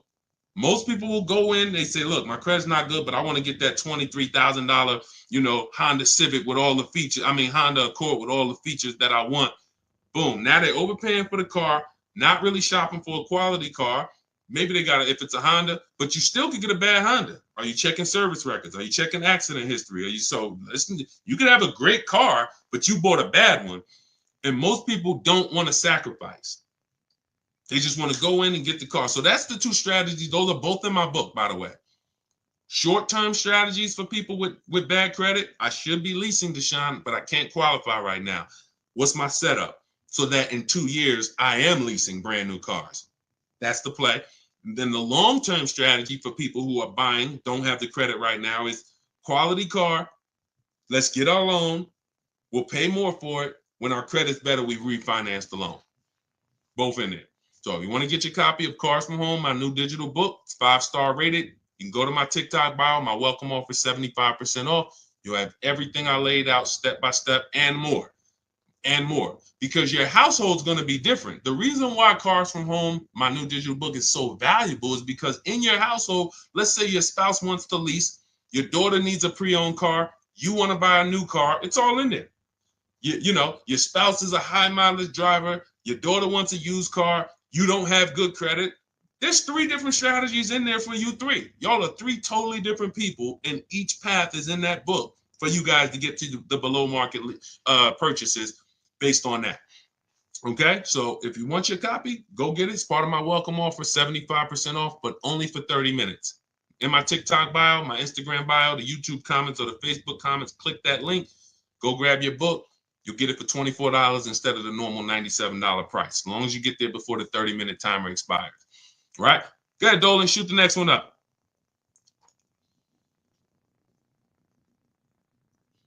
Who's getting value out of the stream? Type a dollar sign in the comments. Type a dollar sign if you're getting value out of what we do here. We hold ourselves accountable to not holding back. The reason why, we never hold back. It's all about, if you can remember all of this. I got tons of free videos that's been hitting the airwaves for 3 years. You want to try to maneuver through them all, piece stuff together, God bless you. You want to come on the stream, listen, try to piece it together, God bless you. Some of you like, yo, I ain't gonna remember all of this. Let me go get the blueprint. Let me make sure no matter what I can reference it. Okay, everything's in the blueprint. That's the purpose. We make sure you can get the information no matter how you want it. No matter how you want it. Some of you who like Deshaun, you work with people. I see you showing a lot of people in your Facebook group. Yeah, we work with people all the time. I've worked with over 2,000 people since 2021. We have a video where we could, jump in a Facebook group where we do Zoom calls twice a month. Just go to my bio, go to the same links. You'll see, Dolan, can you post that link for the Shop with Deshaun in the comments for YouTube and Facebook? Those of you who want to know about us actually shopping together, that's fine too. Again, get in where you fit in. Whatever, I don't care how you get the information, use it so that you can keep this money in your family's bank account and out of these cars. These cars are sucking up people's money like relentlessly. How do you see the new presidency affecting car buying and rates? Whatever the market does, there's always three prices: above market value,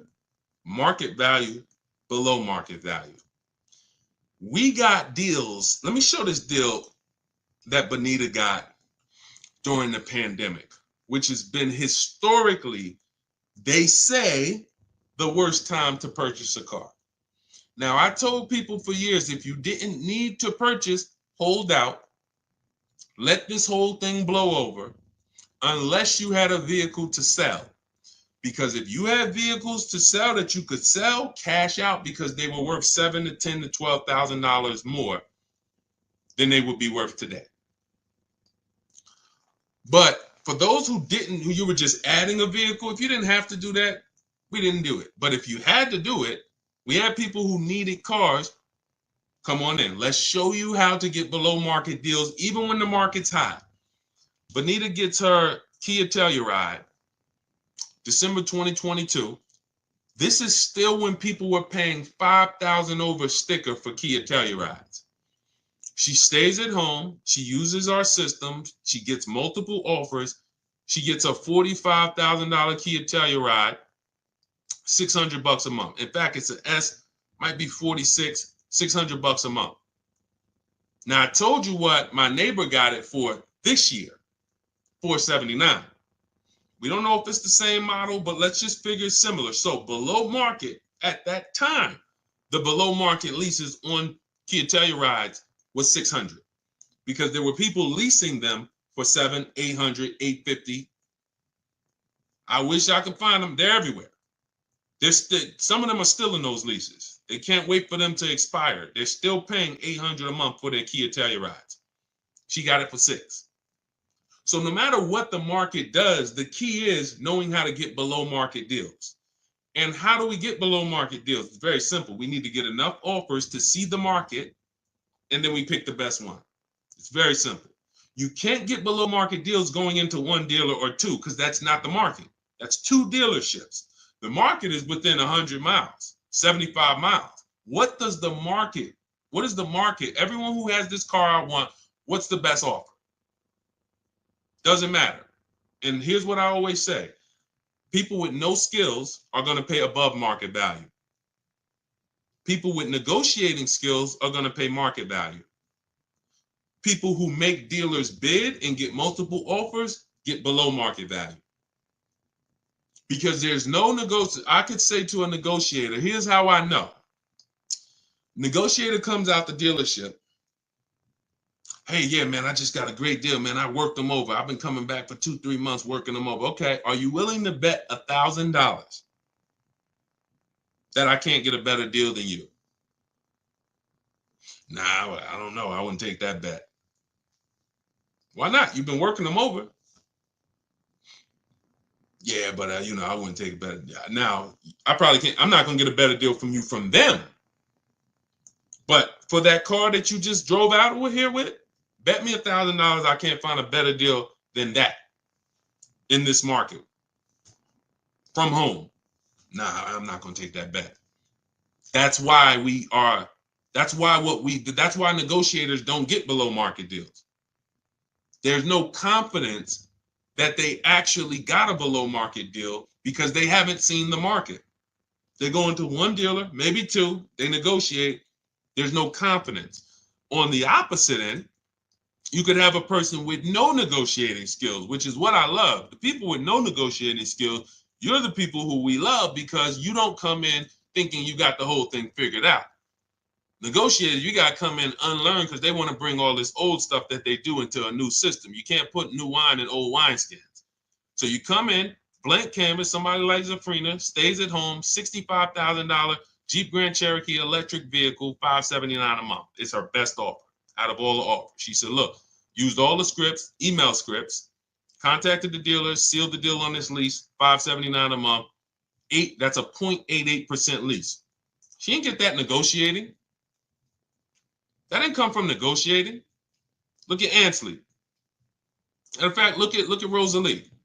$60,000 QX60 Infinity 2024, $592 a month. I'm gonna leave that up for the people who will read it. $592 a month. Not from negotiating. She didn't get that going back and forth, sweating, sitting at home, letting the market come to her. So a presidency is not going to change anything. No matter what the market does, we are going to be getting below market lease deals, below market purchase deals, below market used car deals. It's not going to change. People with no strategies are going to just broadcast to you. There's no deals out here. When you hear that, don't believe it. Look, if you're in our world, all you'll do is just feel bad for them, man. Listen, man, you should check this book out. Get all these offers, man. You like call around. Even if you tell them, call around. Get at least 5 offers. Even if you can't get them to come over to our world, totally. Hey, call around, man. Call a couple dealers. Get at least 5 offers. Don't just go to this one-to-one thing. Oh, man, yeah, cars are expensive now. Anyone talking like that, they don't know how to shop. So what they want to do is broadcast that to you and have you be like, oh, there's no deals out here. Now you walk into a dealership and you just like, hey, yeah, man, you know, I know it's no deal. I think about we used to get deals back in the day, man. We would get big discounts off, and the car salesman sitting there like, yeah, it's crazy how the market's changed, right? Like we can't even, you know, these cars are now selling for, you know, there's no cars out here, right? You know, inventory is still limited. Is it? Yeah, man, it's, yeah, after the pandemic, you know, we had the pandemic with the chips, you know, we had the, you know, then we had the strike. You remember the auto worker strike? Yeah, that's right. Dang, man, it's like we just keep getting hit like, oh, and then we just got to pay it, right? It just falls on us. Yeah, it's sad, but look, here's what I do. I'm going to talk to my manager, and we're going to make you the best possible deal we can. I guarantee you that. All right, man, you're going to have to work with me. Man, you sitting there with a shark. You are blood in a shark's mouth. He can taste it. You just said everything I need you to say for me to know that I'm about to make 5, 10. I might make a $1,200, $1,500 commission on you because I'm gonna make 10 grand for the dealership. These people are not your friends. And look, I'm the bad news first person. Look, I don't leave you there though. So I'm not the person who sits here and just goes bad news. But I gotta tell you that that you shopping the way they have programmed you to shop is bad. I can't sit here and make it look like you guys are doing okay. You know, just keep going that way. Let me teach you some negotiating tactics to go back and forth with these car salesmen that negotiate 3 times a day, 15 times a week on cars, and you never know what they own the car for, but I'm going to give you some tactics where you could go toe-to-toe with them, and you can't win. You don't know what they own the car for. You don't know. The name of the game is step out of it, step back, relax at home where you're in control, use the internet, a beautiful tool that allows us to shop for TVs, shop for groceries. We can shop for all of these things comparatively, right? Using the internet. We just use it for cars. That's exactly, Sherwin. That's why we need the 25-5. Exactly. How can you tell if you're getting a deal when you're looking for a vehicle that is being marked up? Multiple offers. It's very simple. We expose the dealers who are charging high prices. Let's go back to Teddy's deal. I would assume that on Teddy's BMW here, $73,000 BMW, he said his highest offer, he said, I received 10 offers. I only used the scripts provided. That's the email scripts. closed on a 2024 BMW i4 M50, $856 a month. His highest offer during this process was $1,123. There's no doubt that that was a marked up offer. That dealer is going to sell that car to someone else. But when we shop, we're talking to people online by email, and we're getting their best offers. Some dealers' best offers are marked up.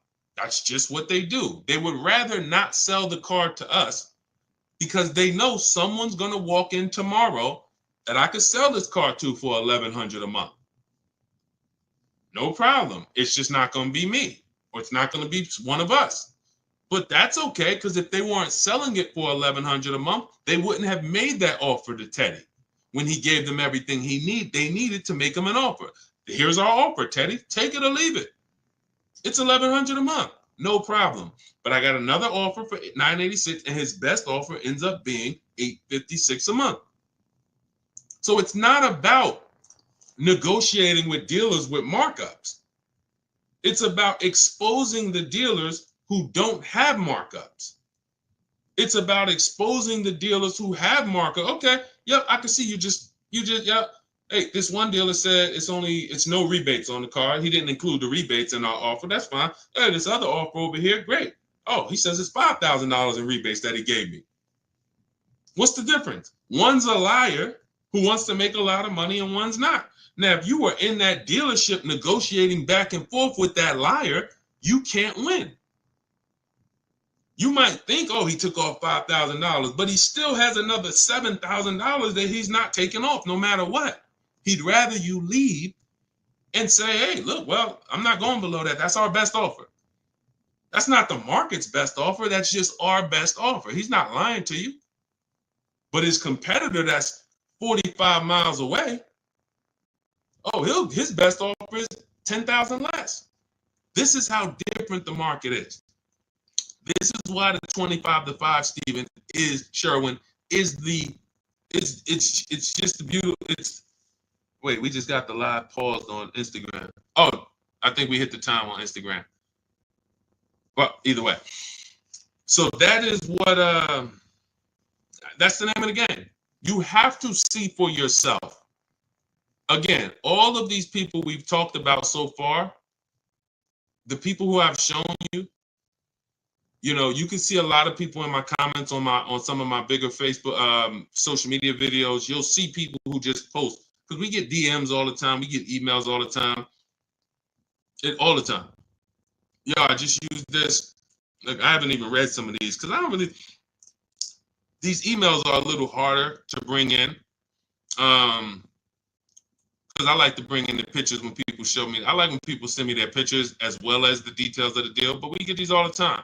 Look, for my new car, I'm at 1.34%. So I know, thank you, capital letters, I know I got a good deal. Look, using your strategies, I calculate that I did not get a good lease deal on the Pathfinder, which turned out to be 1.64, but that won't ever happen again. Awesome, Kamika. Oh, Kanika, sorry, that looked like an M. So she assessed using the 1.5% rule. She did her math for her old lease, and she's like, dang, I didn't get a good lease deal last time. Perfect. But she's like, it's never going to happen again. Now this new lease deal, for my new car, I'm at 1.34. So I know I got a good deal. Further proof that there's about $10,000 difference in the price of these vehicles. But I'm saying that I'm paying the same price monthly that I was paying on the lower trim with way less features. Using your books and scripts, I negotiated with about 6 different dealers, with the best offer coming in right at 1.5, and then at the very top of my budget. I was about to move to my Plan B vehicle when a 1.38 offer came in, and then we have a counter offer calculator. She ended up getting another $15 off, bringing it to 1.3%. Look, I will be using your book to help my mom with her vehicle purchase next year, and for myself and my family for years and years to come. I just wanted to say thank you for putting yourself out there to teach people these skills. Much love and appreciation. Now, I got to start reading these emails more during the show. Thank you, Kanika. That just gives you a nice, warm, fuzzy feeling. See, I don't care about nothing else but people keeping money in their house. That's what I hold myself accountable to. All of these people out here teaching stuff, and if they ain't getting results for their people, they shouldn't be teaching. I don't care about no followers. What the heck do I care about followers if the people who following me ain't saving money on cars? What does that do? Oh, you got 2 million followers. Who's saving money on cars? Who's not going to dealerships? Who's sitting at home enjoying car shopping? Probably about 50,000 of them. That's who I care about. I appreciate all the 2 million, but the 50,000 is who. They're the ones who results. That's all I care about, man. Thank you, Kanika. That's beautiful. I might have to read one more. Hold on, because I pulled these into the show, but I'm like, I haven't read them in a while. Hold on. Thank you so much for these resources. I read your entire book last night. I've already been underway and trying to put my deal together. What a great book. I have my quotes together, and now I'm ready to take the next step with the calculator. We have like 5 calculators in the book that we invented. Can't get them on Google.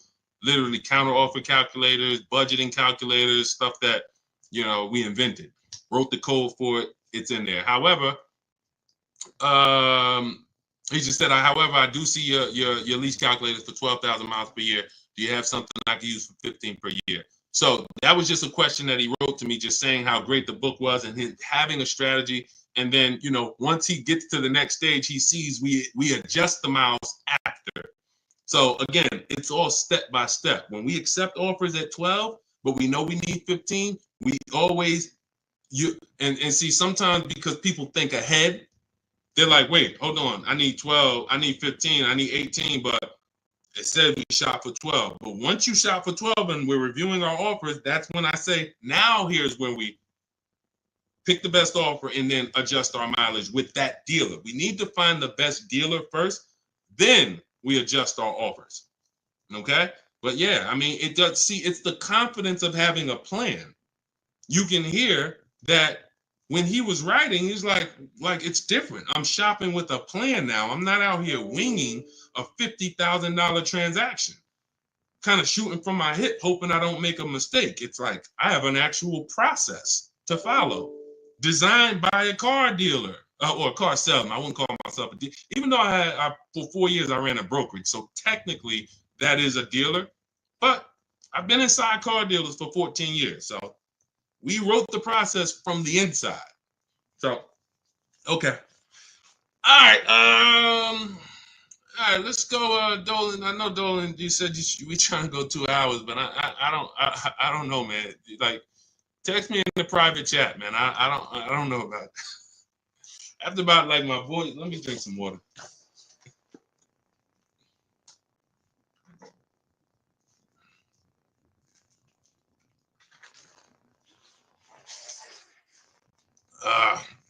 If you lease, do you have to pay the taxes? They go in the payment. When we lease, we have a template that we send out to dealers. And here's what it says. You have to tell dealers how to give you the offer. Part of the problem with why your shopping online is not working, why it's frustrating, it's 2 reasons. 80% of dealers are here to make it hard, because making it hard makes them more money. They are trying to frustrate you to get you to come in. That's why you notice, who notices, type right. Type right if you notice this. One of the first questions that you're going to get when you're on the phone with a dealership is, when can you come in? Is that right or right? Right? You're not even on the phone with them for more than a couple minutes before, hey, when can you come in? Correct? Right? Okay. Thank you. So that's the goal.